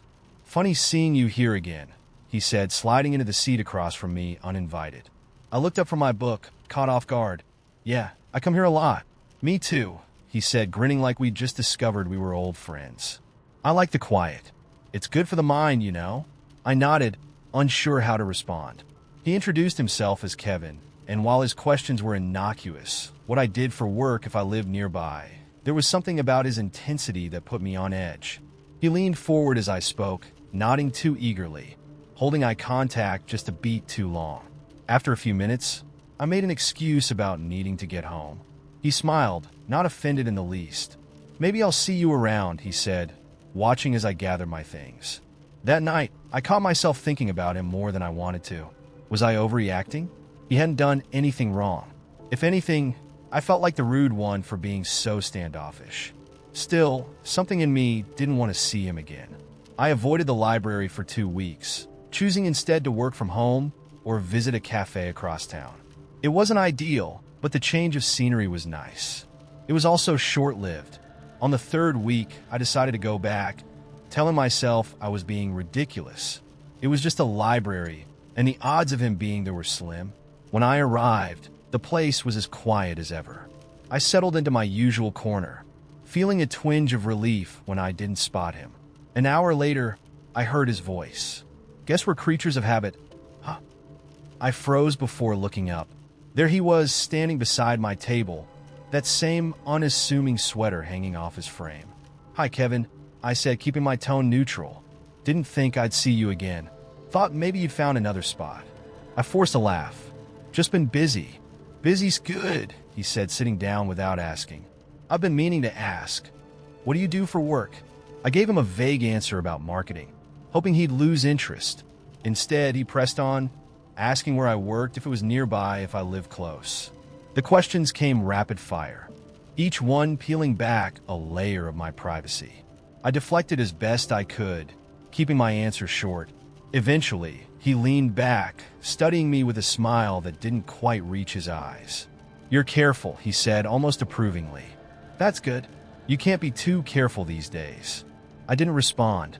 When I left the library, I was hyper-aware of my surroundings, glancing over my shoulder every few steps.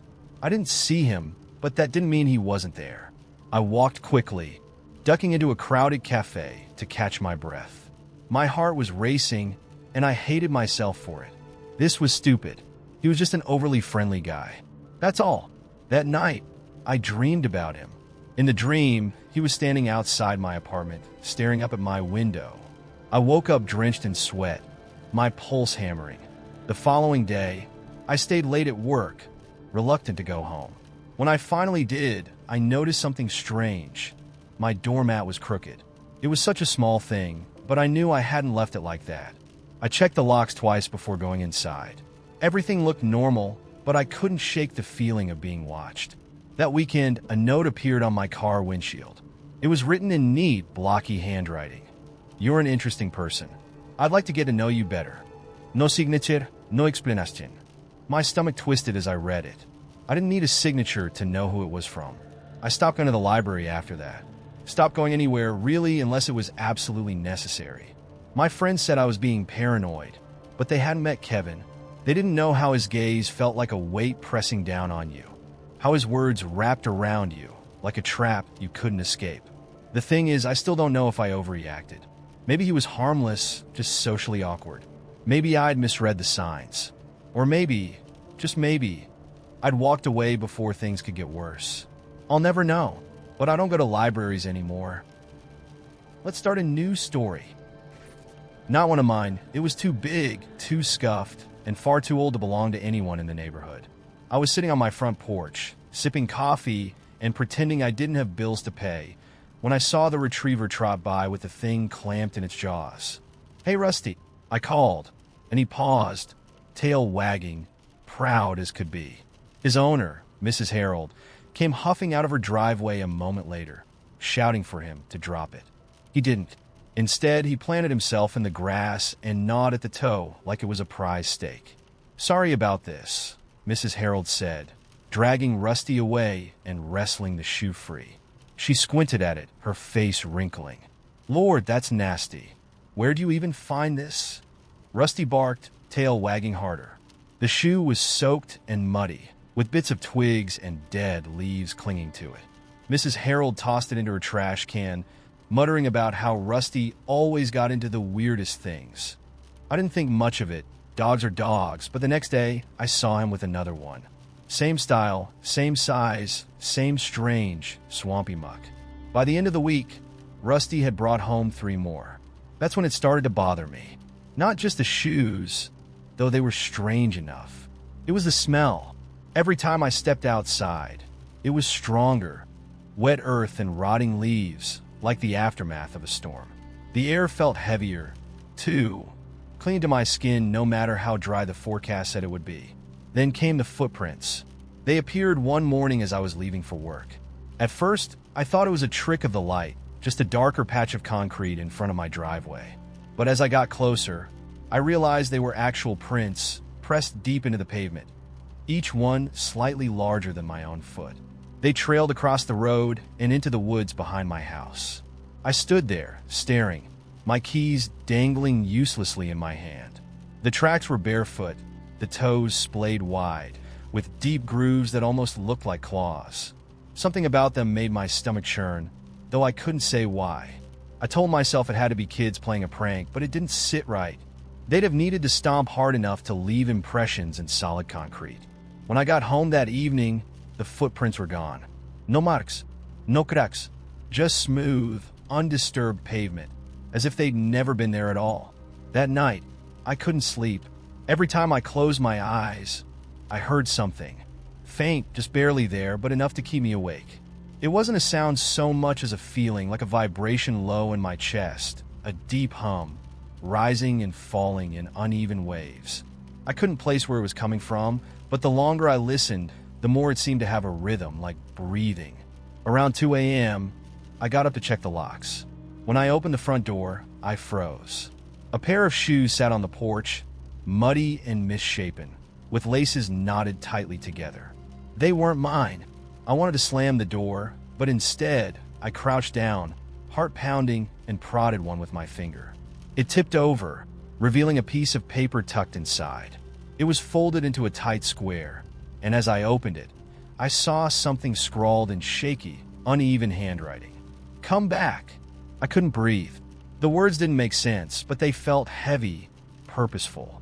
My hands trembled as I stuffed the note back inside the shoe and hurled the pair into the yard.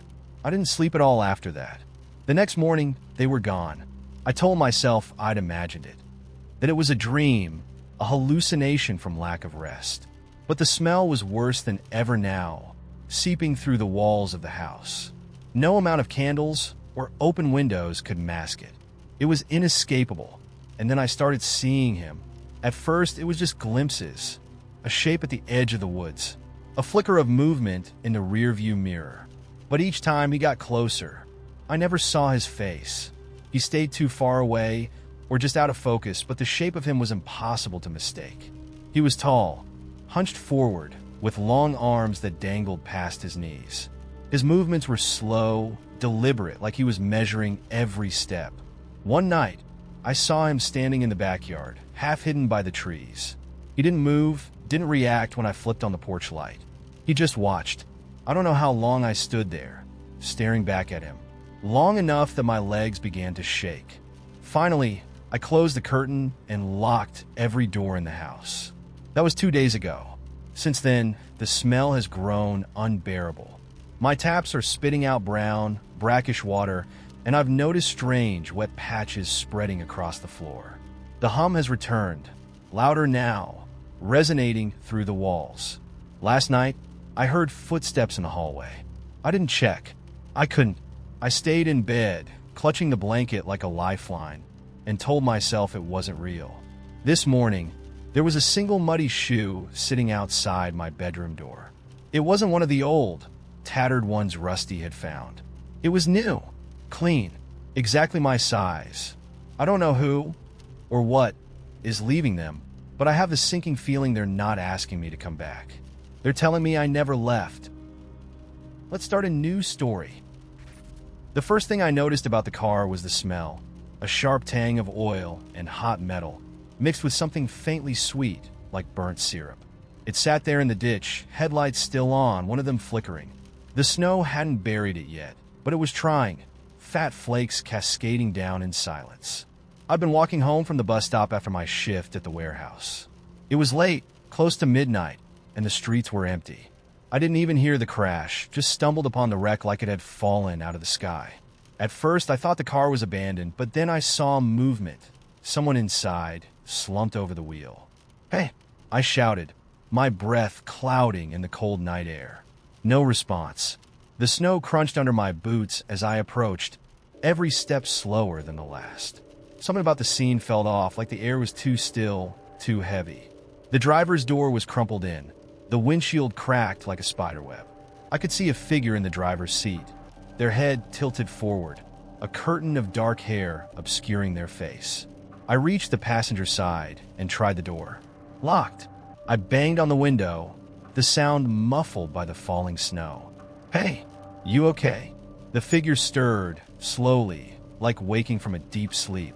When they lifted their head, I saw it was a woman, her face pale and drawn, eyes glassy. She turned toward me, and for a moment I thought she didn't see me. Then her gaze snapped into focus. "Help me," she said, her voice barely audible through the glass. I fumbled for the handle, then remembered it was locked. "Unlock the door," I said, pointing at the lock. Her hand moved sluggishly, like she was fighting through molasses. After a moment, I heard the click of the lock. I yanked the door open, the smell of burnt oil and something else, something acrid, hitting me full force. "You hurt?" I asked, leaning in. She shook her head, but her movements were jerky, uncertain. "I don't know," she murmured. Her eyes flicked past me, scanning the snow-covered road, then back to the dashboard. "Where is he?" "Who?" I asked. She didn't answer, just stared at the empty passenger seat. The air inside the car was stifling, thick with heat that didn't match the icy night outside. I reached for the ignition to turn it off, but her hand shot out, grabbing my wrist. "Don't," she said sharply. Her grip was surprisingly strong. "He's coming back."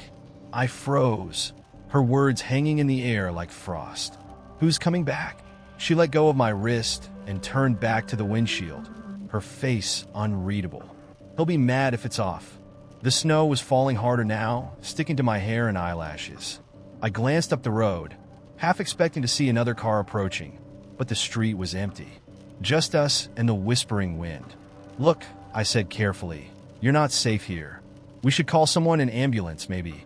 Do you have your phone?" Her head snapped toward me, so fast it made me flinch. "No cops," she said, her voice low and urgent. "They won't understand." I hesitated. Understand what? She didn't answer. Instead, she reached for the glove compartment and pulled out a small, black notebook. It looked old, the leather cover scuffed and cracked. She handed it to me without a word. "What's this?" I asked, but she was already turning away, her focus back on the road. I flipped the notebook open. The pages were filled with frantic, looping handwriting, interspersed with strange symbols, circles within circles, jagged lines that looked almost like runes. Some of the words were smudged, as if water or tears had blurred the ink. One phrase kept appearing over and over, underlined and circled. "Don't look at the light." "What is this?" I repeated, my voice sharper now. "What's going on?" She didn't respond. Her hands were gripping the steering wheel tightly, her knuckles white. I followed her gaze and realized she wasn't looking at the road anymore. She was looking at the rearview mirror. "Do you see it?" she whispered. "See what?" Her eyes met mine, wide and frantic. "The light." I turned, my stomach twisting, and looked out the back window. At first, I didn't see anything, just the swirling snow and the faint outline of trees. But then, in the distance, a faint glow, pale and pulsing like a heartbeat. It wasn't a car. It wasn't anything I could explain. "What the hell is that?" I said, my voice barely above a whisper. Her grip on the wheel tightened. "It's him." "Who?" I demanded, the panic rising in my chest. "What is that thing?" She didn't answer.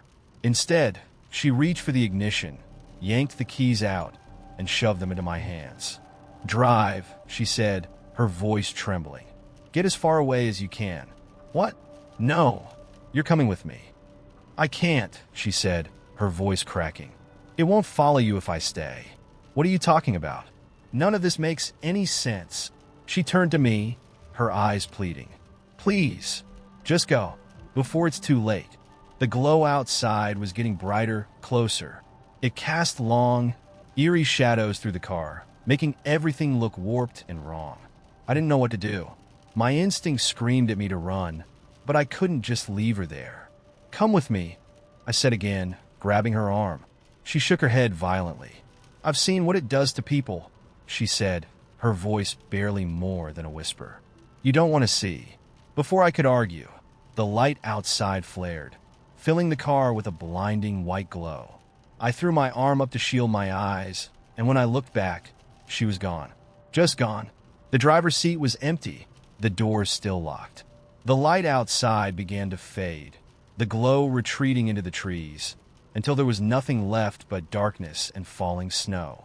I sat there for what felt like hours, clutching the notebook in my hands, my breath ragged.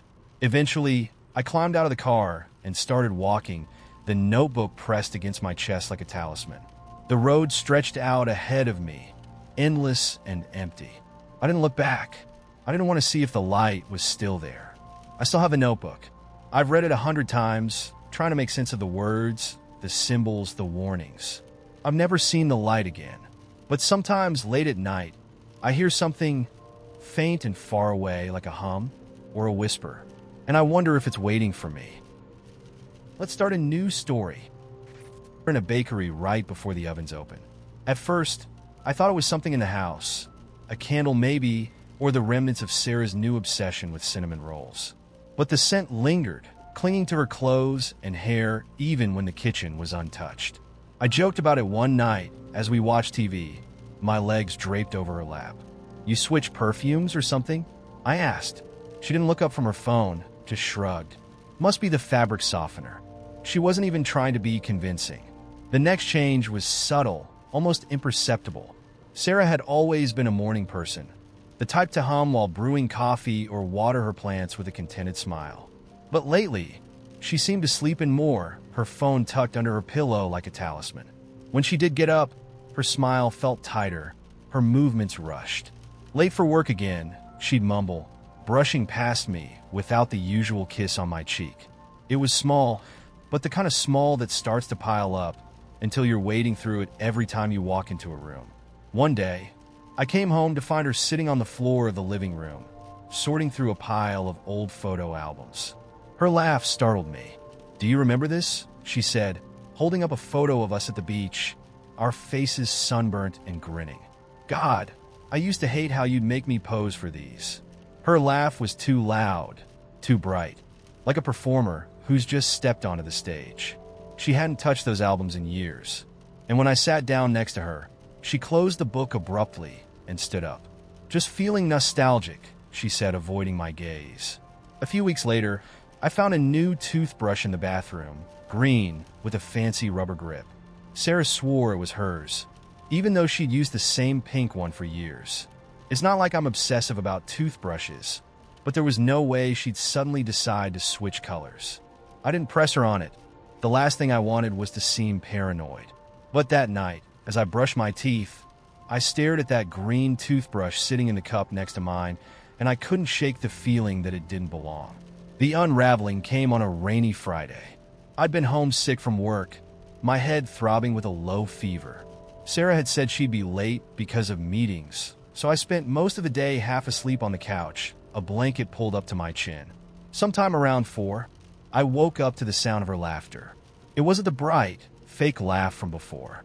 This one was softer, private, like a secret whispered in the dark. I sat up, groggy, and realized it was coming from the hallway. Her voice was low, hushed, but I could hear her words clearly. "No, I can't. He's home." "Yeah, I know," but there was a pause. Then another laugh, followed by the soft thud of her shutting the bedroom door. I didn't confront her right away.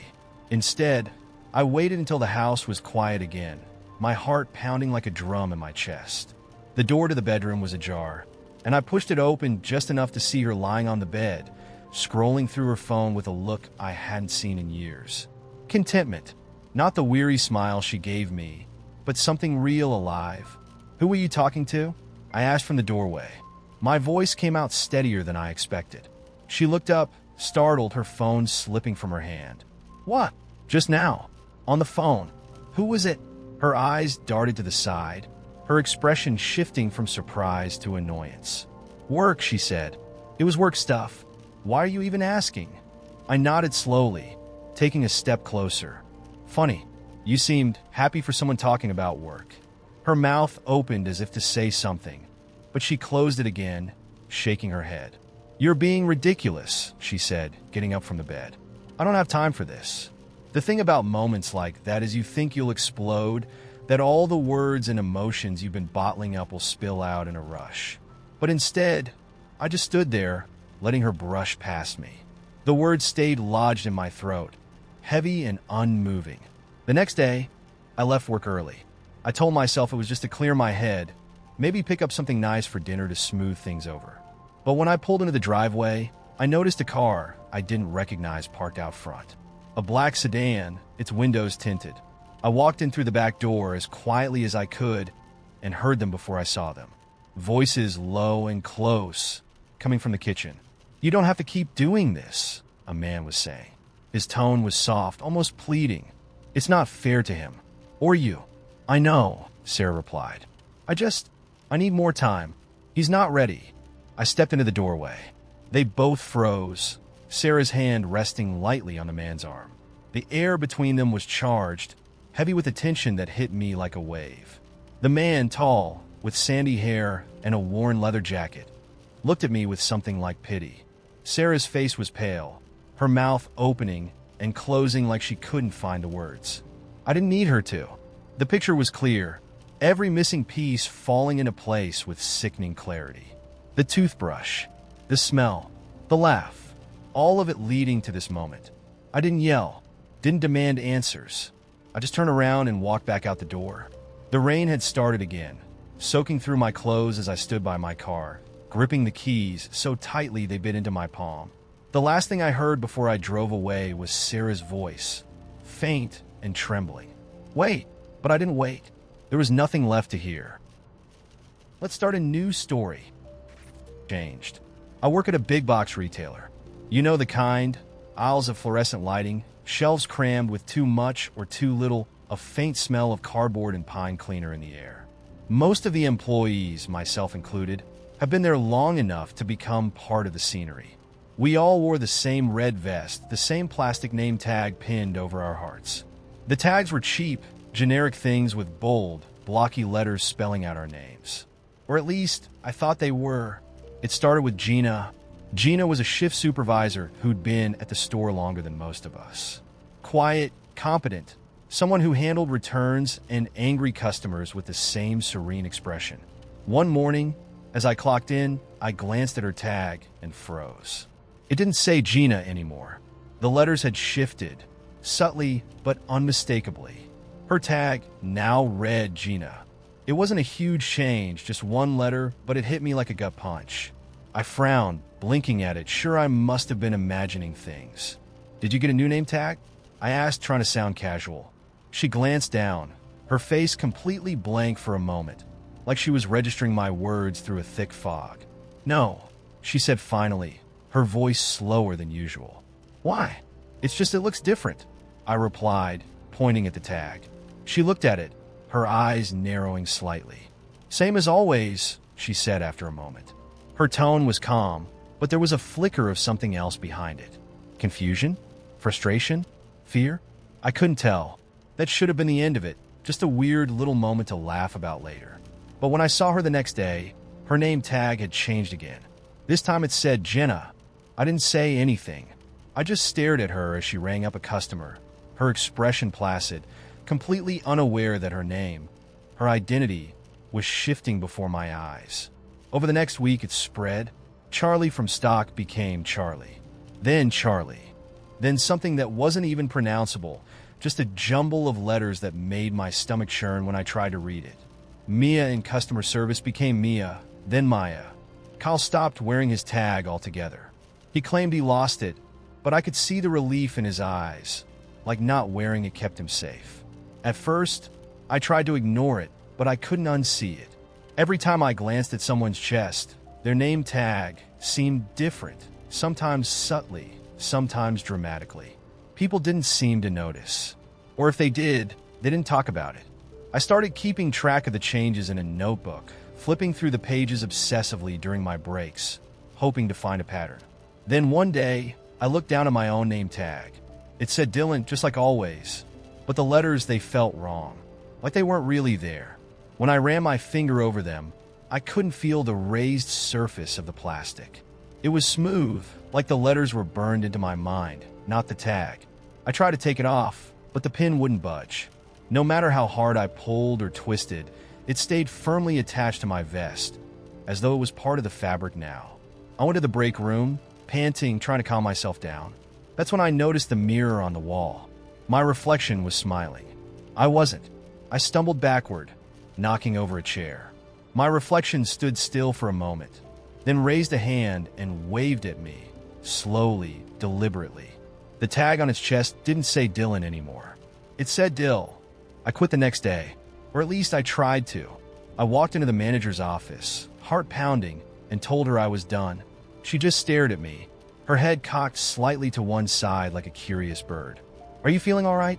she asked. "You've been with us for 3 years. You're one of the good ones, Dylan." I felt the blood drain from my face. "It's Dylan," I said, my voice cracking. "My name is Dylan." She frowned, tilting her head the other way, and for a moment, her eyes seemed empty, like there was nothing behind them. "Of course it is," she said, her lips curling into a strange plastic smile. "That's what I said. You're one of the good ones, Dylan." The way she said it, the way her mouth formed the word, it wasn't my name. It was something else entirely, something foreign and cold, wrapped in the shape of a sound I knew. I didn't go back to work after that. I ignored the calls from HR, the texts from coworkers asking where I was. I locked myself in my apartment and tried to make sense of it all. But the changes didn't stop. My driver's license came in the mail, updated with a new expiration date and a new name. Dylan. The letters swirled on the card if I looked too long, like they were trying to morph into something else. My friends started calling me by different nicknames. Dill. D. A stranger at a coffee shop called me Dyrel without hesitation, and when I corrected her, she looked at me like I was insane. My own mother left me a voicemail saying, "Hey Dylan, hope you're doing well." I'm not sure how long it's been now. My memories are slipping, fraying at the edges. Sometimes I wake up and I can't remember my own name. Not just the spelling, I mean the feeling of it, the weight of who I am. I try to write it down, but the letters change on the page, rearranging themselves into symbols I don't recognize. Last night, I found a name tag pinned to my pillow. It wasn't mine. It wasn't anyone's. Just a blank, glossy tag, reflecting my face in its surface. I stared at it for hours, waiting for the letters to appear. I think it's waiting for me to forget. Let's start a new story. I first noticed it when I was washing the dishes. My kitchen window looks out over the backyard, a modest little patch of grass bordered by a crooked wooden fence. Beyond the fence is the neighbor's garage, an old, weathered thing painted pale yellow. I'd seen it 1,000 times. So when I glanced up from scrubbing a plate and saw the garage door was suddenly green, I paused. It wasn't just green, it was the wrong green, a shade so vivid and unnatural it seemed to hum in the fading evening light. At first, I thought maybe the neighbors had painted it, but the edges were perfect, no drips or brush strokes. The color looked applied, like a cartoon. I dried my hands and stepped outside. The air smelled sharp, electric like it does before a thunderstorm. The garage door was still green, But as I got closer, I noticed something stranger. The grass beneath my feet wasn't the same. It had turned an artificial, synthetic color, too bright to belong to the world. I knelt down to touch it, and it crunched beneath my fingers like brittle plastic. I stared at the blades of grass in my hand, feeling something cold bloom in my chest. Then, as I stood up, a voice called out from the other side of the fence. "Nice evening, isn't it?" It was my neighbor, Mr. Albright. I could see the top of his bald head bobbing over the fence as he tended to his garden.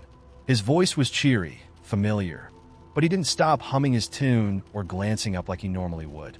"Hey, did you repaint your garage door?" I asked.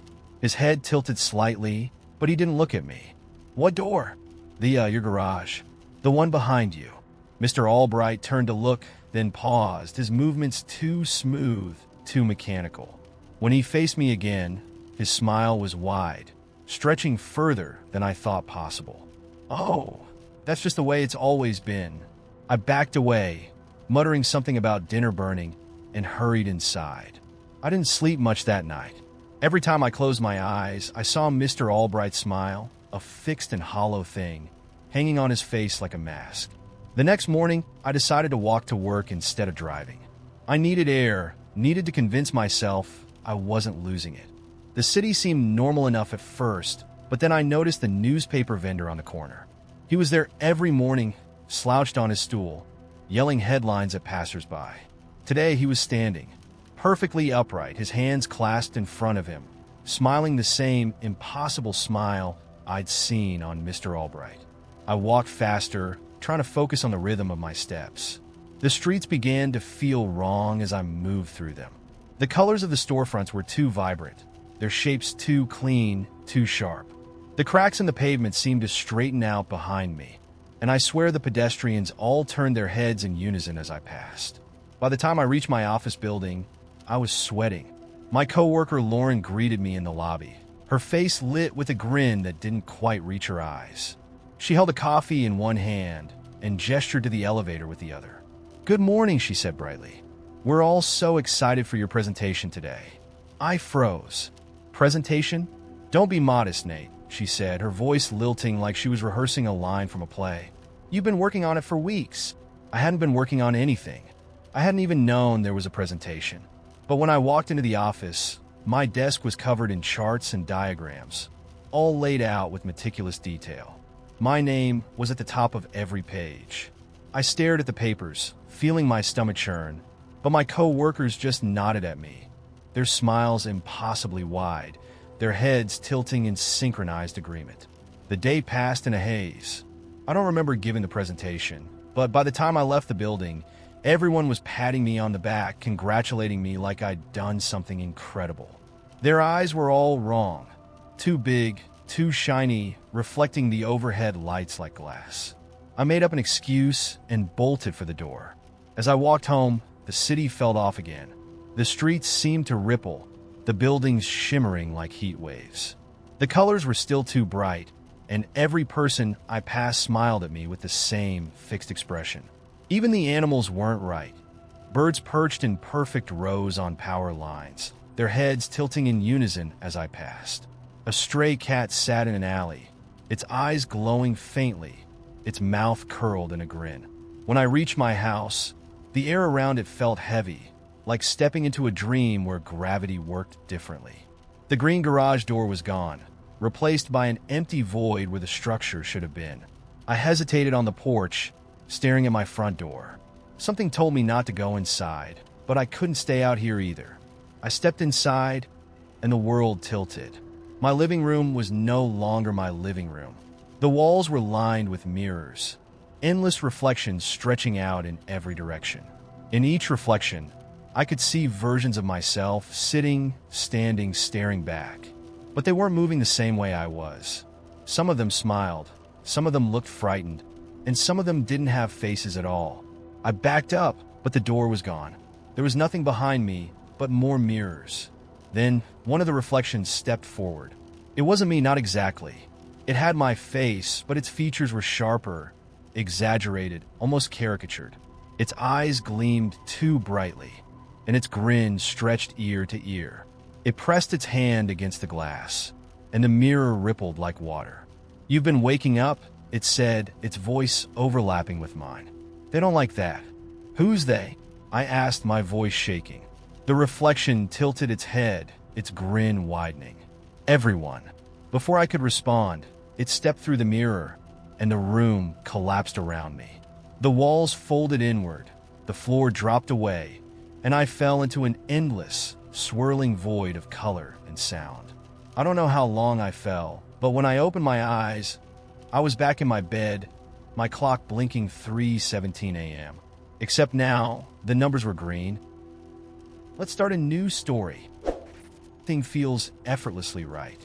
I'd left work early. The winter sun was setting in brilliant streaks of gold and crimson, and I decided to take the scenic route home. There's a hiking trail just outside the city that winds through a dense, hilly forest before curving along the edge of a frozen lake. Normally, I wouldn't go near it after dark. It's secluded and cell service is spotty, but that evening, it felt too serene to resist. I told myself I'd walk just a mile or two, enough to stretch my legs and clear my head. The trail was empty, which I expected for a weekday evening, but the stillness was sharper than usual. The only sounds were the crunch of snow underfoot and the occasional creak of frozen branches above me. The air had that peculiar metallic bite, the kind that hints a storm might be brewing, but I ignored it. I was distracted by how quiet it was, how untouched. The world felt like it was holding its breath. I didn't bring a flashlight because the snow reflected enough light from the fading sunset to guide me.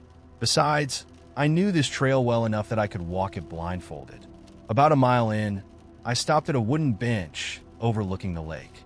The surface was an unbroken sheet of white, framed by black, skeletal trees. The sky had turned a deep, bruised purple, the last sliver of sun sinking behind the hills. I stood there for a long time, letting the cold sting my face, until I realized the silence wasn't peaceful anymore. It was wrong. You don't notice background noise until it disappears. No wind, no rustling trees, not even the faint chirp of a bird or the crack of shifting ice on the lake. Just this oppressive, unnatural quiet that made the hair on my arms stand up under my coat. That's when I became aware of another sound, faint but distinct. Footsteps. At first, I thought it was my imagination, an echo of my own steps bouncing off the trees. But I wasn't moving, and the sound was coming from the trail behind me. Slow, deliberate, crunching footsteps. I told myself someone else must have had the same idea, a harmless evening hike. But as the steps got closer, something about them made my chest tighten. They weren't hurried or casual. They were steady, precise, like they were measuring the distance between us. I turned around, expecting to see a jogger or another hiker, but the trail was empty. I squinted, leaning forward, but there was no one. Just the long, shadowy stretch of snow where I had walked minutes earlier.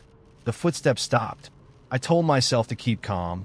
Maybe the sound had come from deeper in the woods, the way sound sometimes echoes in strange ways on cold nights. But my gut was screaming at me to leave. I stepped back onto the trail, my pace quicker now, though I tried to look casual, like I wasn't scared out of my mind. I barely made it 50 feet before I heard it again. The footsteps, closer this time, louder. Not hurried, but relentless, following the same rhythm as before. I didn't dare turn around. I just kept walking, my breaths coming faster now, fogging the air in short bursts. The crunching behind me matched my pace, step for step, closing the distance. Then it stopped again. I froze mid-step, straining to hear anything, any clue as to what was out there. My breath sounded deafening, my heartbeat pounding in my ears. After what felt like an eternity, I turned around slowly, trying to appear calm, even though every nerve in my body was screaming to run. This time I saw something.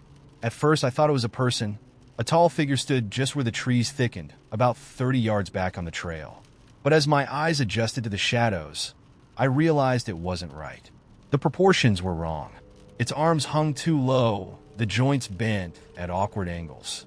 Its legs seemed too long, the torso hunched forward like it was leaning into the wind, though the air was still. And its face, if you could call it a face, was blank. No eyes, no mouth, no features at all. Just smooth, pale skin that reflected the faint light like porcelain. It wasn't moving, just standing there, watching me.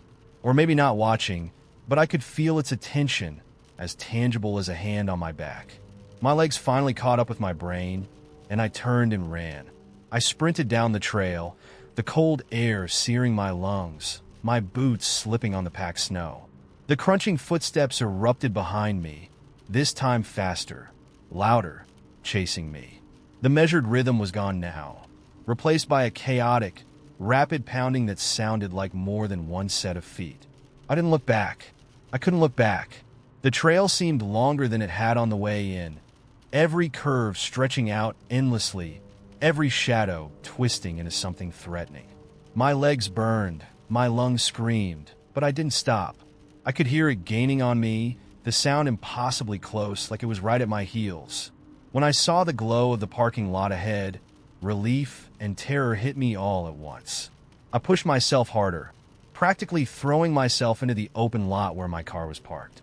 I scrambled for my keys, fumbling with frozen fingers as the footsteps stopped abruptly at the edge of the trail. I didn't dare look back as I flung myself into the car, locking the doors in one fluid motion.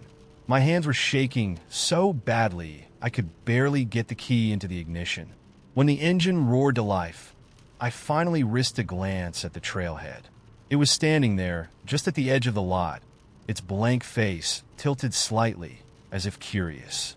It didn't move, didn't try to follow, just stood there, watching, or whatever it did. I threw the car into reverse, my tires spinning on the ice, then sped out of the lot without looking back again.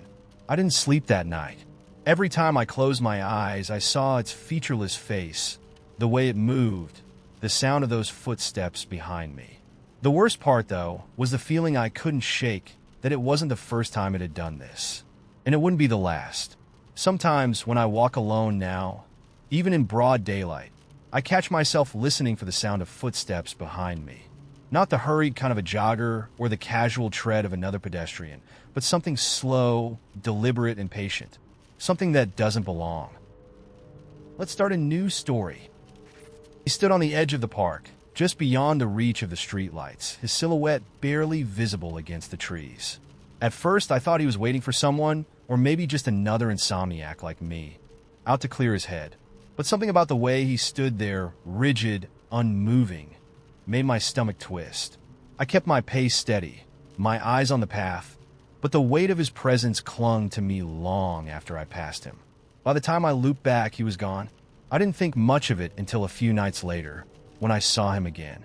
Same spot, same stillness. He didn't move, didn't even seem to breathe.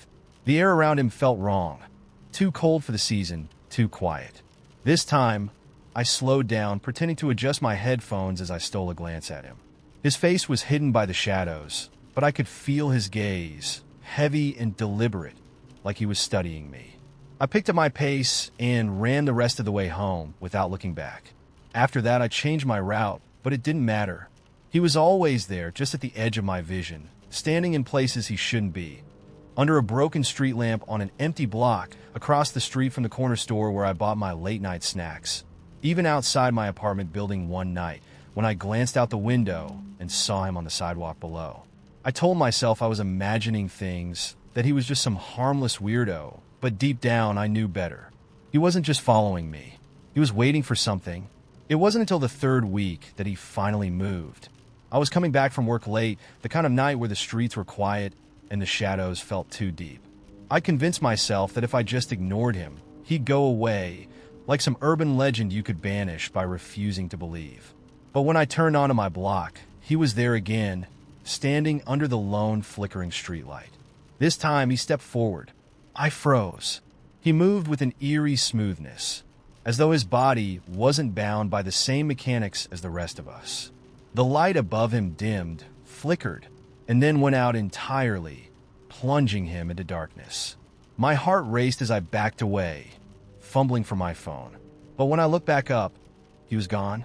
The streetlight buzzed back to life. I didn't sleep that night. I left all the lights on, the TV blaring in the background, but every time I closed my eyes, I saw him. The way he moved, the cold emptiness of his presence. I was terrified, but what scared me most was the gnawing question I couldn't shake. Why hadn't he done anything yet? The answer came 2 nights later.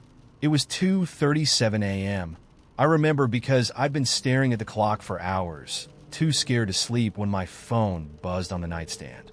A single notification lit up the screen. Look outside. My blood ran cold. The message didn't have a sender. I didn't want to look. Every instinct screamed at me to ignore it, to turn off my phone and hide under the covers like a child. But something compelled me, a sick curiosity I couldn't resist. I slid out of bed and crept to the window, my heart pounding in my chest. He was standing across the street, looking up at my apartment. For the first time, I could see his face, or rather, the absence of one. His features were indistinct, blurred, like a smudged photograph. And in his hand, he held something small and gleaming. A key. I stumbled back, my mind racing. A key to what? How had he sent me that message? My phone buzzed again. Another text. Let me in. I don't know what possessed me, but I grabbed my phone and dialed 911. The operator answered, but before I could speak, the line went dead. The screen of my phone flickered and then went black, no matter how many times I pressed the power button. That's when I heard it, the sound of a key turning in my front door. I bolted to the kitchen, grabbing the first thing I could find, a heavy cast iron skillet. My breath came in shallow gasps as I crouched by the counter, listening. The door creaked open, the hinges groaning in protest. Footsteps followed, slow and deliberate, each one sending a jolt of terror through me. Then silence. I held my breath, my grip on the skillet tightening until my knuckles ached. Minutes passed, maybe hours. I couldn't tell anymore. The only sound was the frantic beating of my heart. Finally, I gathered the courage to look. The apartment was empty. The door was wide open, the lock scratched but intact. I slammed it shut, bolted it, and shoved a chair under the handle for good measure. My phone was still dead, so I spent the rest of the night huddled in the corner, the skillet clutched to my chest like a talisman. By morning, the man was gone. I wanted to believe it was over, that whatever he'd wanted, he hadn't found it. But when I stepped outside to leave for work, I noticed something strange. The sidewalk in front of my building was damp, despite the sunny weather. And in the middle of the wet concrete, there was a single footprint. Not mine, not human. I moved out the next day. I didn't tell anyone why. What could I say? That I was being haunted? Stalked by something that didn't belong in this world?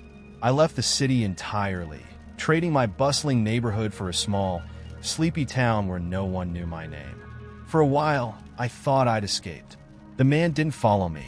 The text stopped. My nights became quiet again. But last week, when I was unpacking an old box, I found something that didn't belong to me. A key, small and gleaming, tucked into the corner like it had always been there. And last night, I woke up to a text glowing on the screen of my new phone. Let me in. Let's start a new story. Guy looks bruised, and every shadow feels heavier than it should. I was at work, staring at the endless sea of spreadsheets on my monitor, when my phone buzzed. A notification lit up the screen. Unknown number. The message was simple. You forgot your umbrella. I frowned, looking at the umbrella propped up against the side of my desk.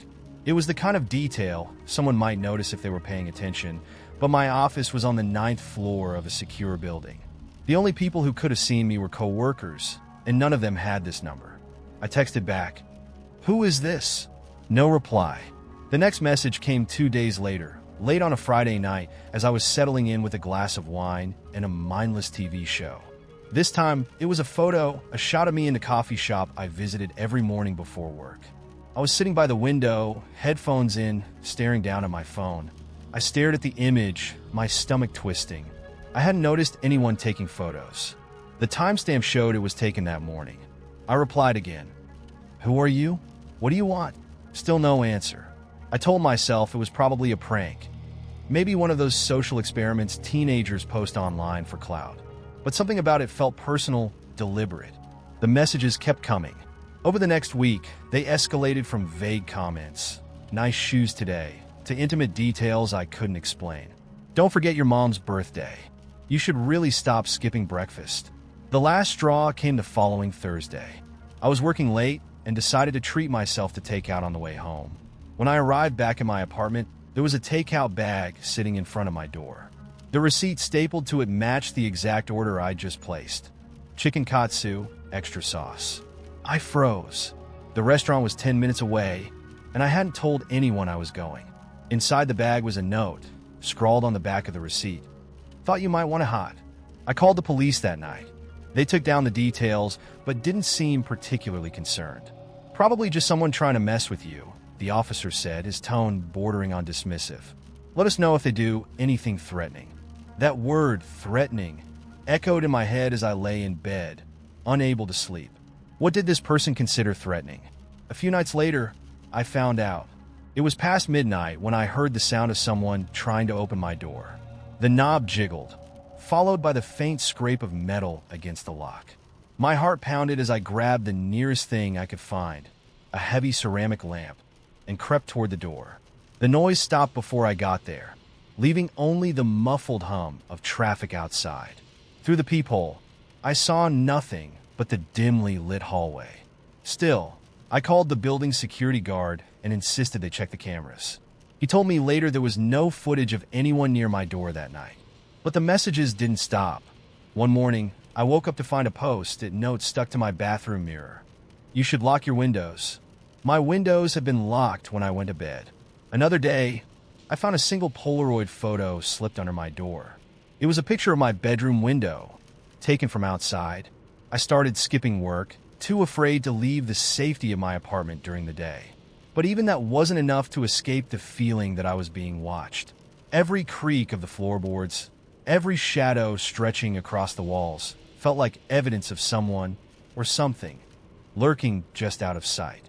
I reached out to everyone I could think of, old friends, co-workers, even my estranged ex-boyfriend. Each call was met with variations of the same concerned tone, their reassurances blending into meaningless noise. And then, one day, the messages stopped. No texts, no notes, nothing. For a full week, the silence was suffocating. I should have been relieved, but it only made the unease worse. It felt like the calm before a storm I couldn't see coming. Then, last night, I woke up to find my phone vibrating on my nightstand. The screen displayed a video call from unknown number. My pulse spiked as I stared at the screen, frozen. The call disconnected before I could answer, but seconds later, another came through. This time, I forced myself to accept it. At first, the screen was black, but slowly, the image came into focus. It was me. The camera was positioned across the room, showing me curled up under the blankets, the soft glow of my bedside lamp illuminating my face. I was staring at my phone in real time, watching myself through someone else's lens. I scrambled to turn on the lights, heart racing, but the moment I did, the feed went dark. The call ended. I tore apart my apartment that night, searching for cameras, listening devices, anything that could explain what I'd just seen. But I found nothing. And now it's morning. My phone hasn't buzzed, and the quiet is unbearable. There's only one thing I can't shake, one detail that gnaws at the edge of my mind.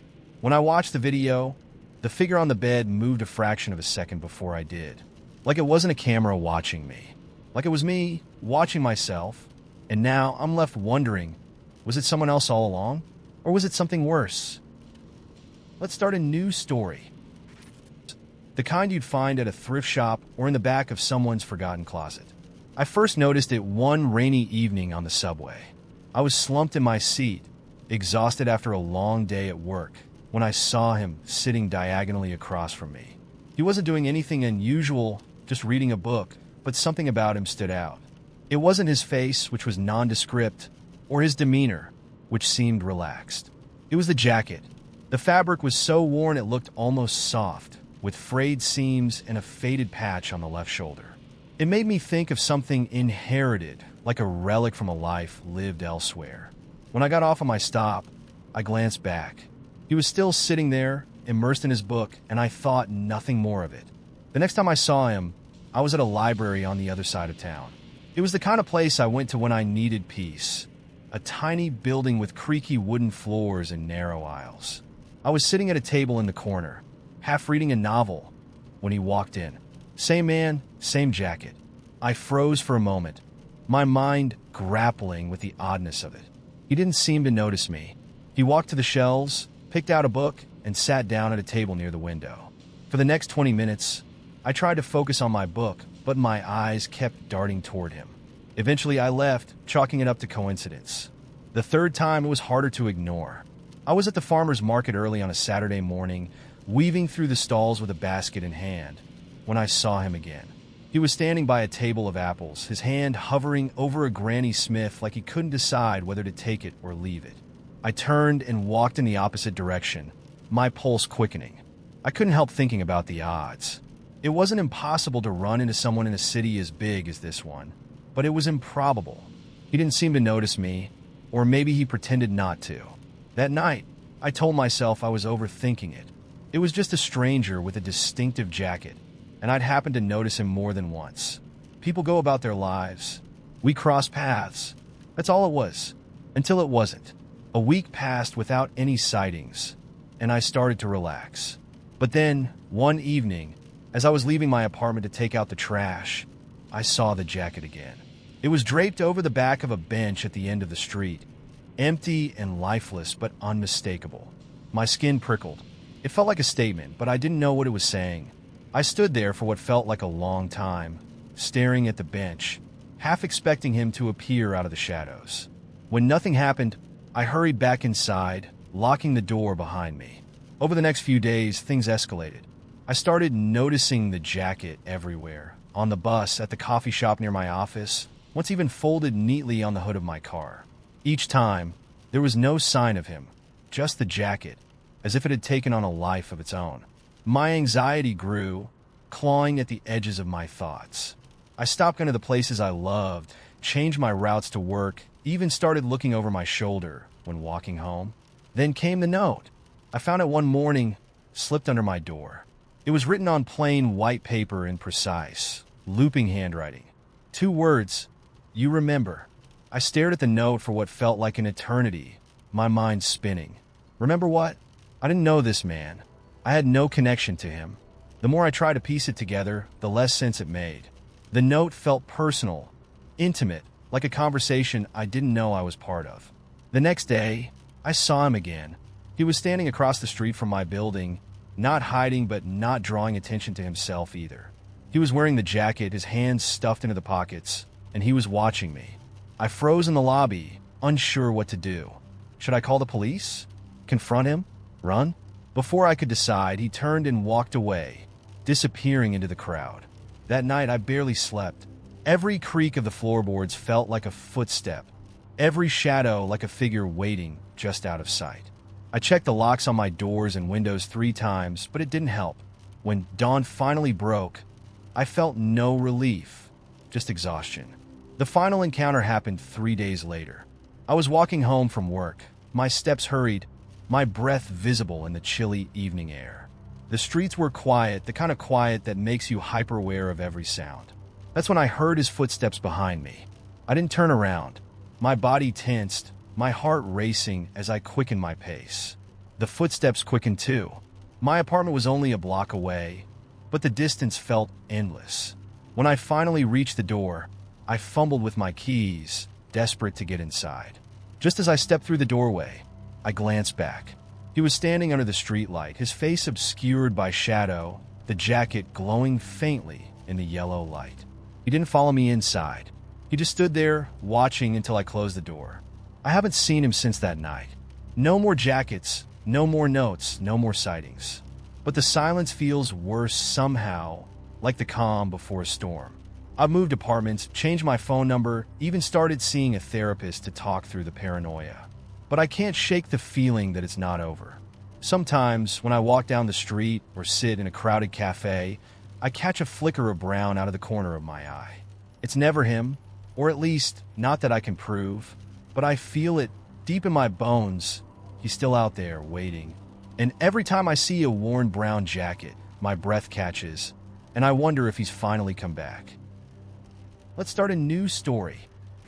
The moments just before a thunderstorm, only sharper, tinged with something sour. I sat up in bed, heart thudding, straining to hear any noise beyond the hum of my apartment's refrigerator. Nothing. But the smell lingered, invasive and wrong, like it didn't belong in this world. I slid out of bed, the floor cold under my feet, and padded to the living room. The clock on the wall read 3:47 a.m. The apartment was still, and everything seemed in place. My jacket draped over the armchair, a half-empty glass of water on the coffee table, the moonlight spilling through the blinds. Then I saw the door. It wasn't my door. It stood where my balcony sliding glass door should have been, a heavy wooden door with iron hinges and a handle that looked like twisted black vines. It loomed unnaturally tall, the edges fading into shadows as if the room itself was bending around it. I froze. My chest tightened with the inexplicable certainty that I shouldn't be seeing this, that it wasn't meant for me. My hands trembled, the primal instinct to flee battling the sick pull of curiosity rooting me in place. I took a step closer. The door seemed to pulse slightly, like it was breathing, and the metallic tang in the air grew stronger. I reached for the handle, hesitating as my fingertips brushed the cool iron. There was no sound, no movement, yet my ears filled with a distant hum, low and vibrating, like a swarm of bees trapped inside my skull. When I turned the handle, the hum stopped. The door swung inward, revealing nothing but blackness. Not the kind of darkness you'd find in a room with the lights off. This was something deeper, something that seemed to swallow everything, including sound and light. Then I saw it, a single figure, far off in the void, standing perfectly still. It was a silhouette, blurry around the edges like it wasn't fully formed. The shape was humanoid, but something about it was wrong. Its proportions stretched and twisted in subtle ways, like an image through warped glass. "Hello," I called out, my voice small and fragile in the heavy silence. The figure didn't respond. Instead, it started walking toward me. I stumbled back, heart hammering, as the figure grew clearer. It wasn't walking, it was gliding, smooth and unnervingly fast, the distance between us shrinking too quickly. I slammed the door shut, my breath ragged. The metallic tang disappeared, leaving only the faint scent of the lavender diffuser on my bookshelf. The door was gone, replaced once again by the familiar glass balcony door. Moonlight spilled through the slats, illuminating my shaking hands. I told myself it was a dream, a half-asleep hallucination brought on by stress, maybe a fever.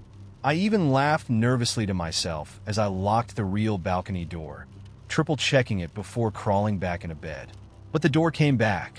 Every night, always at the same time, 3:47 a.m. It would appear in different places, my bathroom, the hallway, once even in my closet, but always the same door.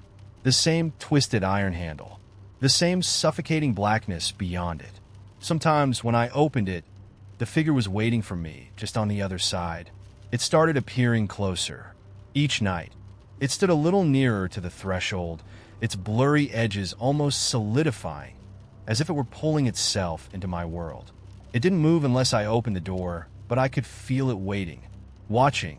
The worst part was the moments before the door appeared. The metallic smell would seep into the room, and the hum would grow in my ears, rising and falling like a chant I couldn't quite understand.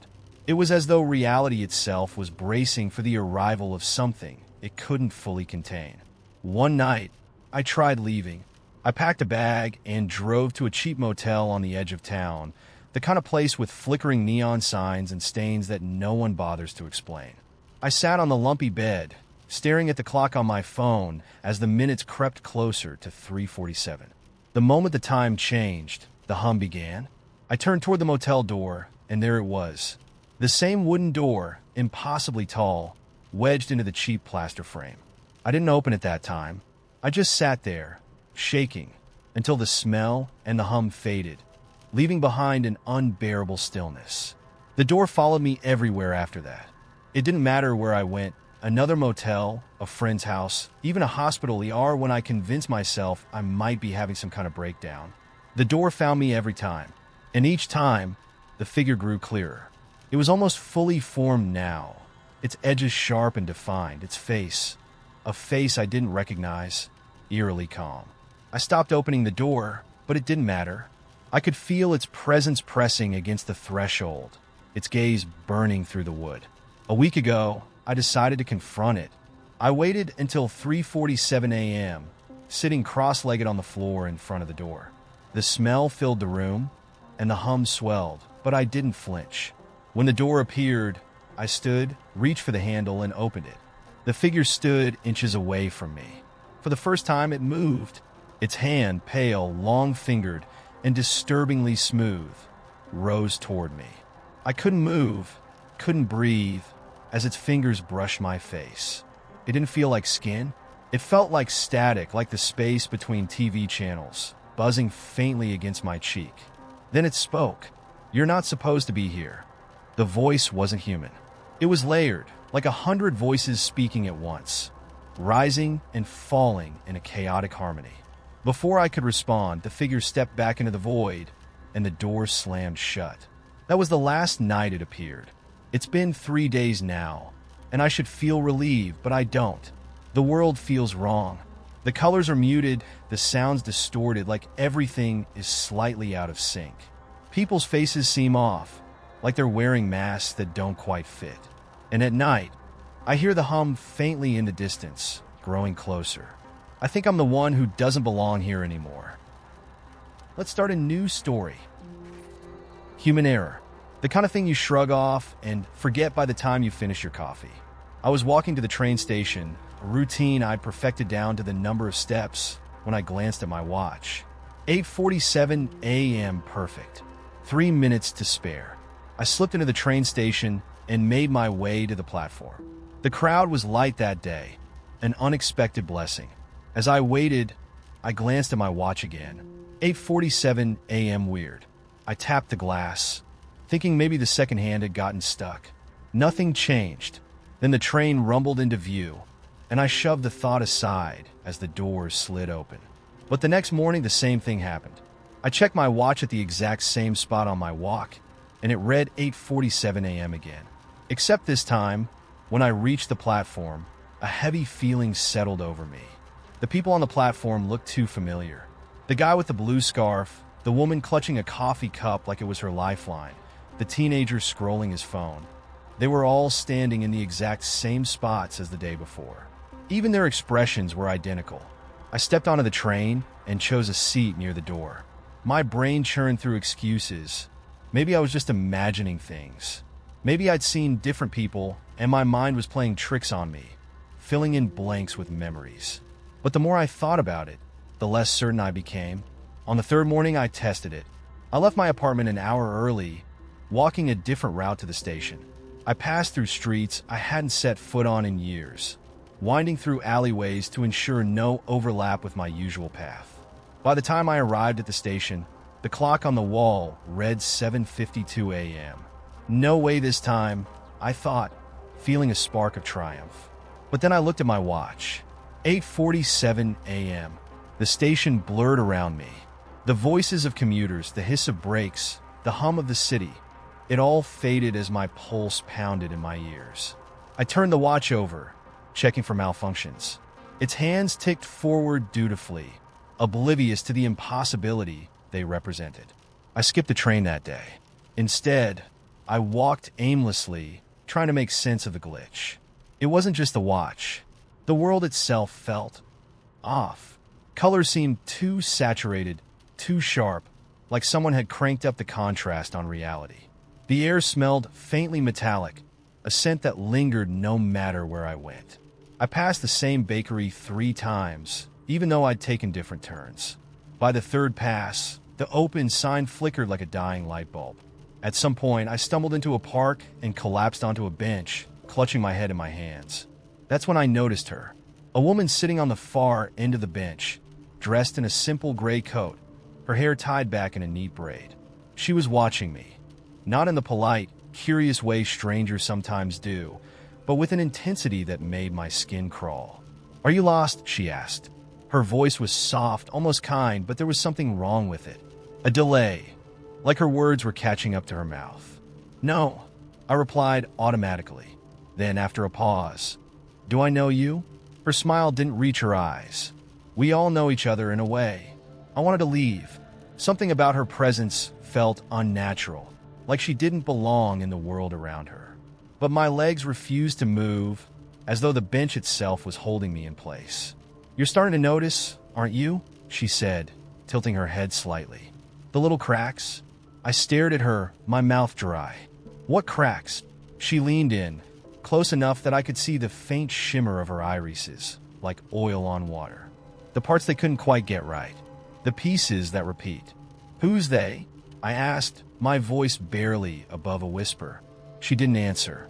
Instead, she stood and walked away, her movements unnaturally smooth, like a video on fast forward. I blinked, and she was gone. The next few days were a nightmare. The glitches were everywhere now, impossible to ignore. A bird froze mid-flight outside my window, its wings suspended in a snapshot of motion. My coworker spilled coffee on his tie 3 days in a row, each time muttering the same expletive with the exact same tone. At home, I tried rearranging furniture, scattering objects around the apartment to disrupt the patterns. But every morning, everything was back in place, as if I'd never touched it. The worst part was the people. They were starting to notice me too. Not just a strange woman in the park. Others, strangers on the street, would glance at me, their gazes lingering a second too long. Once on the train, a man turned to me and smiled faintly, his mouth moving without sound. When I bolted off at the next stop, I looked back to see him still staring, even as the train disappeared into the tunnel. I stopped sleeping. My apartment felt hostile, like a living thing waiting to devour me. I tried staying with a friend, but their home was no better. One night, I woke up to find my friend standing in the doorway, their head tilted at an impossible angle, their eyes empty of recognition. "You don't belong here," they whispered in a voice that wasn't theirs. I fled, driving until the city vanished behind me. For hours, I wound through back roads and desolate highways, the radio static the only sound keeping me company. Eventually, I stopped in a nameless town, its streets eerily empty despite the cars parked along the curbs. The motel clerk didn't blink when I asked for a room. Literally, he didn't blink once. That night, I dreamed of the woman in gray. She stood in the center of a vast white space, her braid unraveling like a spool of thread. Around her, the world cracked and fractured, chunks of reality breaking off and floating away. "You're waking up," she said, her voice echoing. "But they won't let you." When I woke, the motel room was gone. I was back in my apartment, sitting at the kitchen table, a cup of coffee steaming in front of me. My watch read 8:47 a.m. I don't know how long I've been here. The days loop endlessly, collapsing into each other like a shuffled deck of cards. I've stopped trying to escape. Maybe the woman was right. Maybe I am waking up. But if that's true, I'm terrified of what's waiting on the other side. Let's start a new story. It began on an ordinary Thursday evening, one of those bland, forgettable nights where nothing happens, and you almost wish something would, until it does. I'd stopped at the 24-hour diner near my apartment for a late dinner after working overtime. The place was nearly empty, just a couple in a booth, and an older man hunched over a cup of coffee at the counter. I slid into a corner booth, ordered a grilled cheese and fries, and buried myself in my phone while I waited. He arrived just as my food did. I didn't notice him at first. I only became aware of his presence when the weight of his stare made my skin prickle. He was sitting at the far end of the diner, facing my booth, mid-40s, maybe, with neatly combed hair and a button-down shirt tucked into jeans. He had the kind of face you wouldn't look twice at, ordinary, unremarkable. But his eyes were locked on me, unblinking, like I was the only other person in the room. I told myself I was imagining it. People glance at people. It's normal. I focused on my meal, but every so often, I felt the pull of his gaze. When I finally dared to glance back, he smiled, a quick, tight-lipped curve of his mouth. Not friendly, but not menacing either. Just strange. As I paid my bill, I glanced his way again. He was still watching. I left quickly, shrugging off the unease as nothing more than the usual weirdness of living in a city. The next time I saw him was 3 days later, in a completely different part of town. I was browsing a used bookstore on a lazy Sunday afternoon, thumbing through the spines of worn paperbacks, when I felt it again, that invisible tether pulling my attention. I turned, and there he was, standing in the doorway, his hands stuffed in his jacket pockets. He wasn't watching me this time. He was just standing there, scanning the room like he was looking for someone. I froze, my stomach flipping. It couldn't be a coincidence. The diner, now here? I debated leaving, but before I could decide, he stepped inside, wandering toward the fiction section. I ducked behind a shelf, watching as he picked up a book, flipped through it absent-mindedly, and then put it back. For a moment, I thought I was safe, that maybe he really was just another customer. Then, without turning, he said, "You find anything good?" I froze. My mind scrambled for an escape plan. I hadn't made a sound, hadn't moved, and yet he knew I was there. "No, just looking," I said, forcing my voice to sound casual. He turned to face me, smiling that same unsettling smile. "Me too. Small world, huh?" I nodded, suddenly hyper-aware of how narrow the aisles were, how empty the store felt. "Yeah, I guess." "You live around here?" he asked, his tone conversational, as though we were old acquaintances catching up. "I don't see how that's any of your business," I said, sharper than I intended. His smile faltered, just for a fraction of a second, and something flickered behind his eyes. Something dark, restrained, but not quite hidden. Then he chuckled, holding up his hands in mock surrender. "Fair enough. Just making conversation." I left the bookstore as quickly as I could without breaking into a run. When I got home, I locked the door and spent the rest of the night jumping at shadows. Over the next week, I convinced myself it was nothing. Coincidence.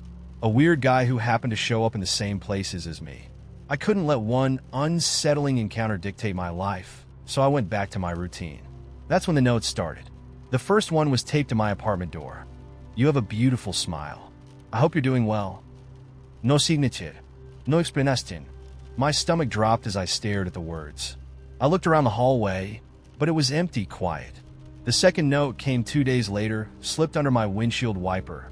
"I saw you at the coffee shop this morning. You look happy. I'm glad." That's when I stopped sleeping. Every noise, every creak in the night felt like a warning. I triple-checked my locks, kept my blinds drawn, even started parking 2 streets away. It didn't matter. He always found me. The third note wasn't written, it was spoken. I was walking home from the grocery store, cutting through a quiet side street, when I heard his voice behind me. "You shouldn't walk alone at night." I whipped around, and there he was, standing under a flickering streetlight. His face was shadowed, but I didn't need to see it to know it was him. "What do you want?" I demanded, clutching my keys between my fingers like a weapon. "I just want to talk," he said, stepping closer. His voice was calm, measured, like he was trying to soothe a frightened animal. "Well, I don't," I snapped, backing away. "Stay away from me, or I'll call the police." His expression didn't change. He just tilted his head, studying me with that same unnerving intensity. "You don't even know me." "I don't want to know you," I said, my voice shaking. "Leave me alone." For a long moment, he didn't move. Then he smiled, a slow, deliberate stretch of his lips that sent a chill down my spine. "Okay," he said simply, and turned to walk away. That was 2 weeks ago. I haven't seen him since, but the silence isn't comforting. It's suffocating. Every time I leave my apartment, I feel his eyes on me, even when no one's there. Every knock at the door, every unfamiliar car parked on my street, sends my heart racing. Last night, I found another note. This one wasn't on my door or my car. It was inside my apartment, on my kitchen counter. "You locked the door this time. Good girl." I don't know how he got in. I don't know how he's watching me. All I know is that he's out there, waiting, and I don't know if I'll ever feel safe again. Let's start a new story. It began with a photo I didn't remember taking. I was scrolling through my phone late one night, unable to sleep, mindlessly swiping through old pictures.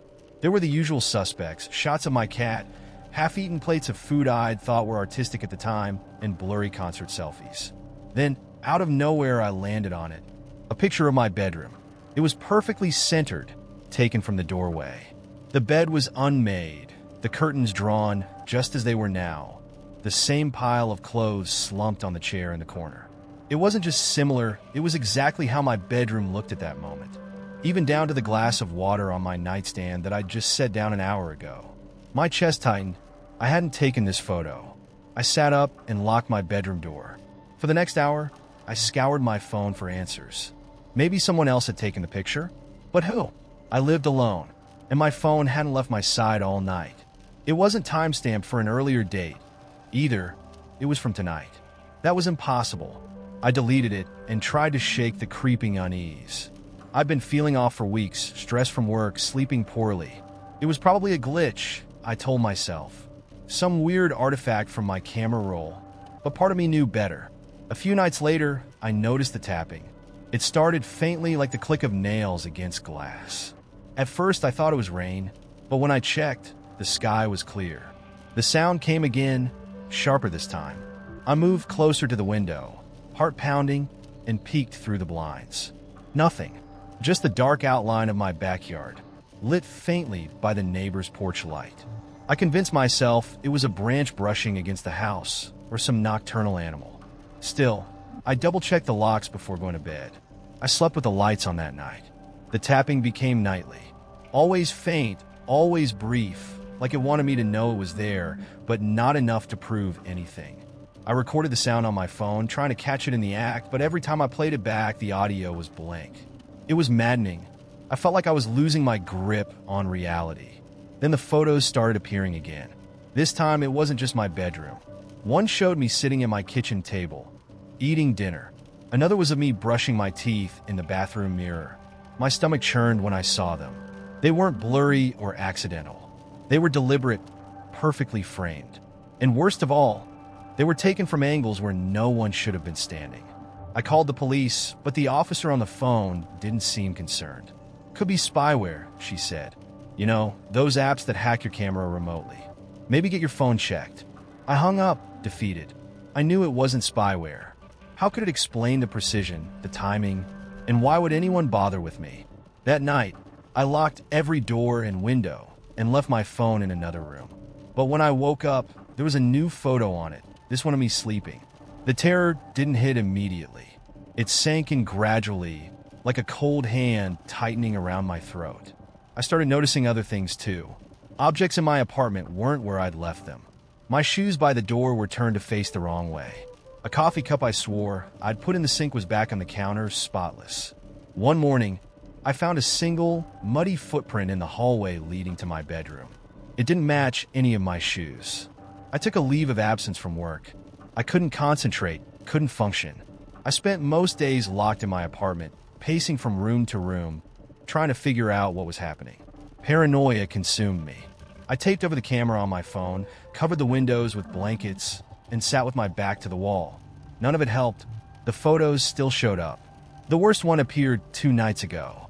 It wasn't of my apartment this time. It was of a place I didn't recognize, an empty highway stretching into darkness, the asphalt cracked and overgrown with weeds. The headlights of a car illuminated the road. My car. I'd never driven on a road like that before, but there it was, unmistakable. My license plate stared back at me like a warning. I didn't sleep that night.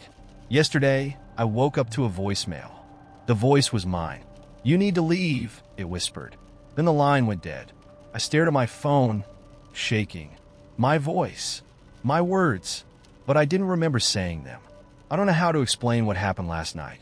I was in bed, wide awake when the tapping started again. But this time, it didn't stop. It grew louder, more insistent, coming from multiple places, the window, the walls, even the floor. My chest tightened as the walls around me seemed to close in, the sound becoming deafening. Then everything went silent. I held my breath, ears straining, but all I could hear was the blood pounding in my head. Slowly, I sat up, every nerve on edge. That's when I saw it. A shadow stretched across the floor from the doorway. Not a normal shadow, though. It moved, rippling unnaturally, like it was alive. "Who's there?" My voice cracked, barely a whisper. The shadow didn't answer. It just grew longer, stretching closer to me. I grabbed my phone and turned on the flashlight. The beam illuminated the empty doorway, but the shadow was still there, impossibly dark, bending the light around it. I backed into the corner of the room, shaking, unable to tear my eyes away. And then, in a voice that sounded almost like mine, it said, "You're already gone." I woke up this morning in my car, parked on the side of the road. The highway was empty and overgrown, just like in the photo. My phone was in the passenger seat, a new image displayed on the screen. Me standing in the middle of the road, staring into the camera. My face was blurred, smeared like a corrupted file. I don't know where I am. The road stretches endlessly in both directions, and my gas tank is nearly empty. I haven't seen another car, another person, nothing but the trees and the gray sky. I keep checking my phone, but no messages, no photos have appeared. For the first time in weeks, I think I'm completely alone. I'm not sure which is worse. Let's start a new story. The first letter arrived on a Tuesday morning. It was tucked into my mailbox, folded carefully, without an envelope, as if whoever left it wanted me to feel its presence before I read it. The paper was coarse and yellowed, like it had been torn from an ancient book, and the writing on it was spidery, jagged, and uneven, as though it had been written in a hurry, or by a trembling hand. "I know what you did." That's all it said. "No signature, no contest, no explanation." At first, I thought it was a prank.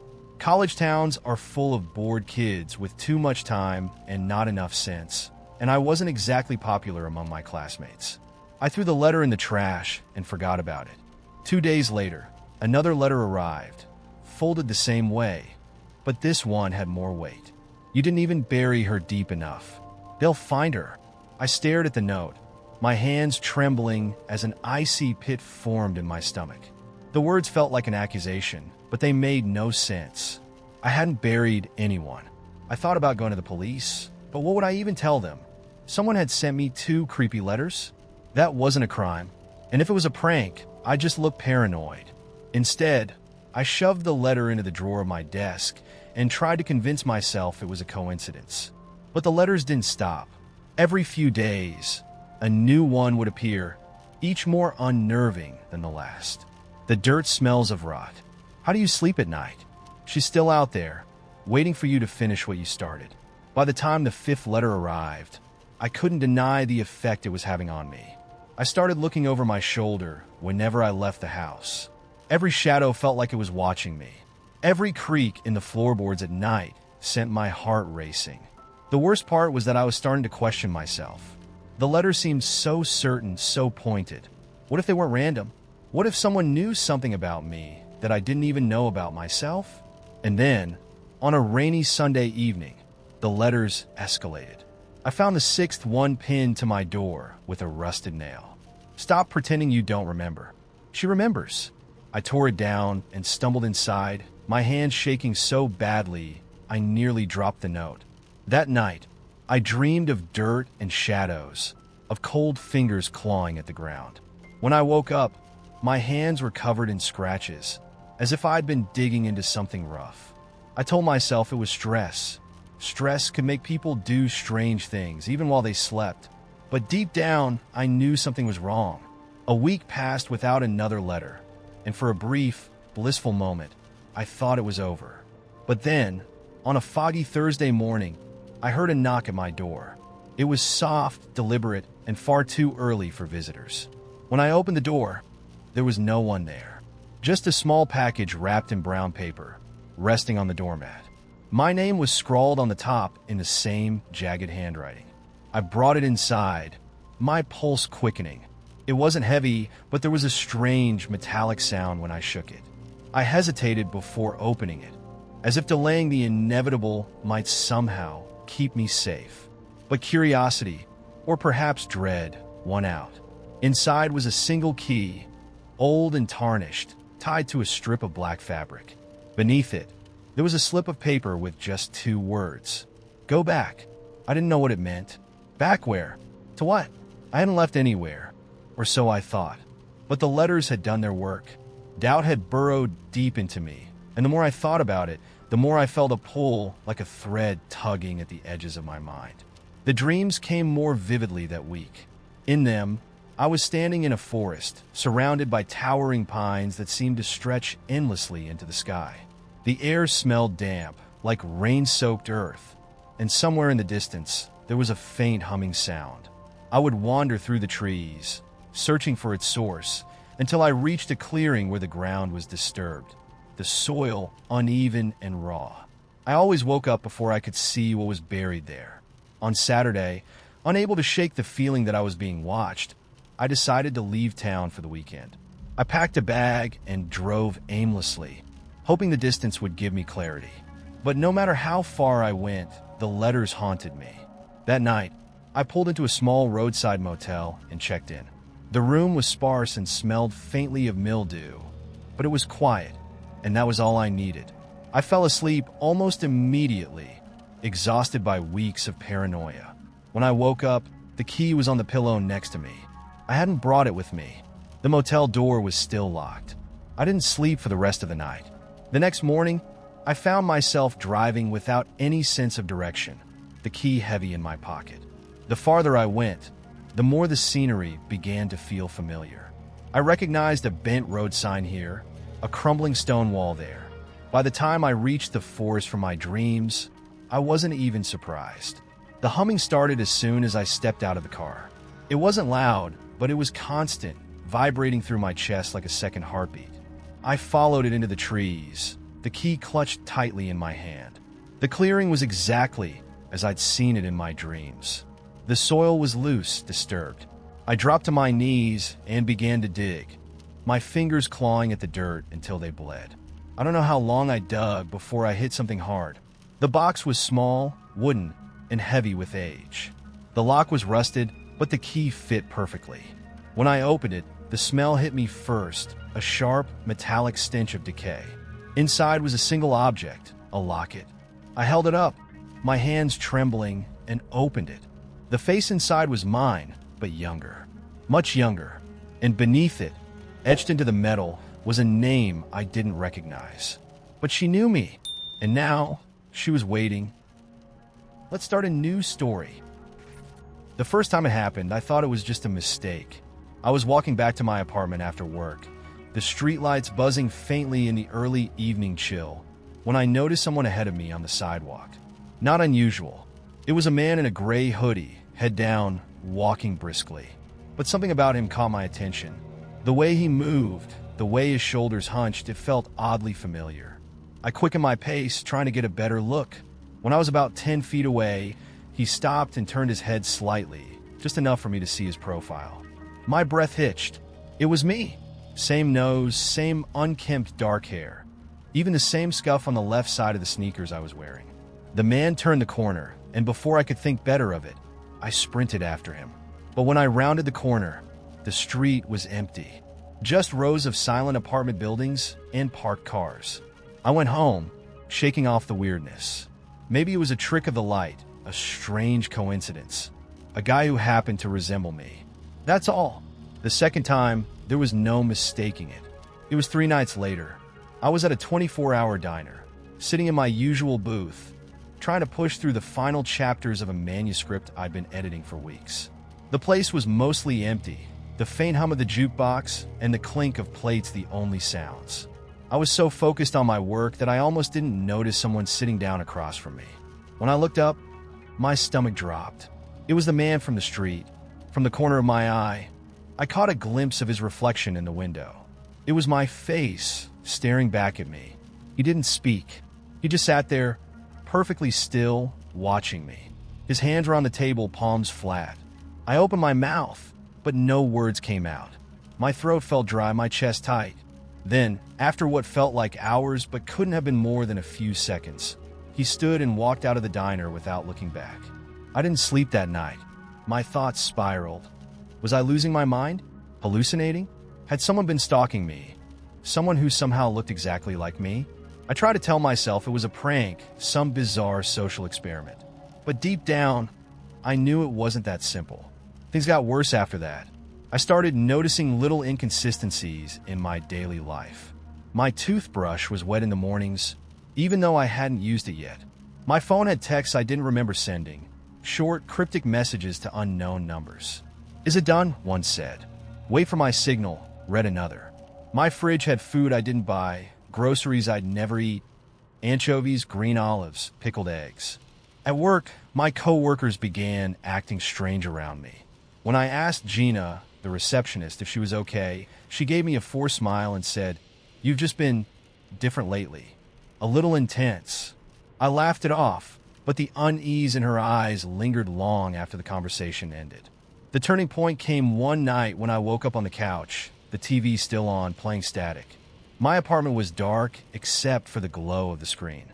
At first, I thought I must have fallen asleep watching a movie. But as I shifted to get up, I noticed something that made my skin crawl.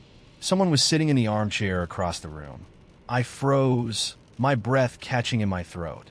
The figure was shrouded in shadow, but I could tell it was a man. He was leaning forward, elbows on his knees, head tilted slightly. Watching me, my mouth opened to scream, but the sound caught in my throat when he leaned into the light. It was me, again. My face, my clothes, my expression, except his eyes were wrong. Too bright, too focused, like a predator sizing up prey. What? What do you want?" I stammered. He smiled. The smile didn't reach his eyes. "You should stop looking," he said softly, his voice an uncanny echo of my own. "You won't like what you find." I scrambled to turn on the lamp, but by the time the light filled the room, he was gone. The chair was empty. The next morning, I found something carved into the wooden armrest of the chair. It was jagged, uneven, like it had been done in a hurry. "Not you." I called in sick to work and spent the day combing through my apartment, looking for anything out of place. I checked every closet, every drawer, even the attic crawl space. Nothing. But the feeling that I wasn't alone didn't go away. It was like a shadow following me, just out of sight. I decided to confront it, or him, or whatever this thing was. That night, I sat in the same chair where I'd seen him, staring at the couch, waiting. I didn't know what I'd do if he showed up again. I just knew I needed answers.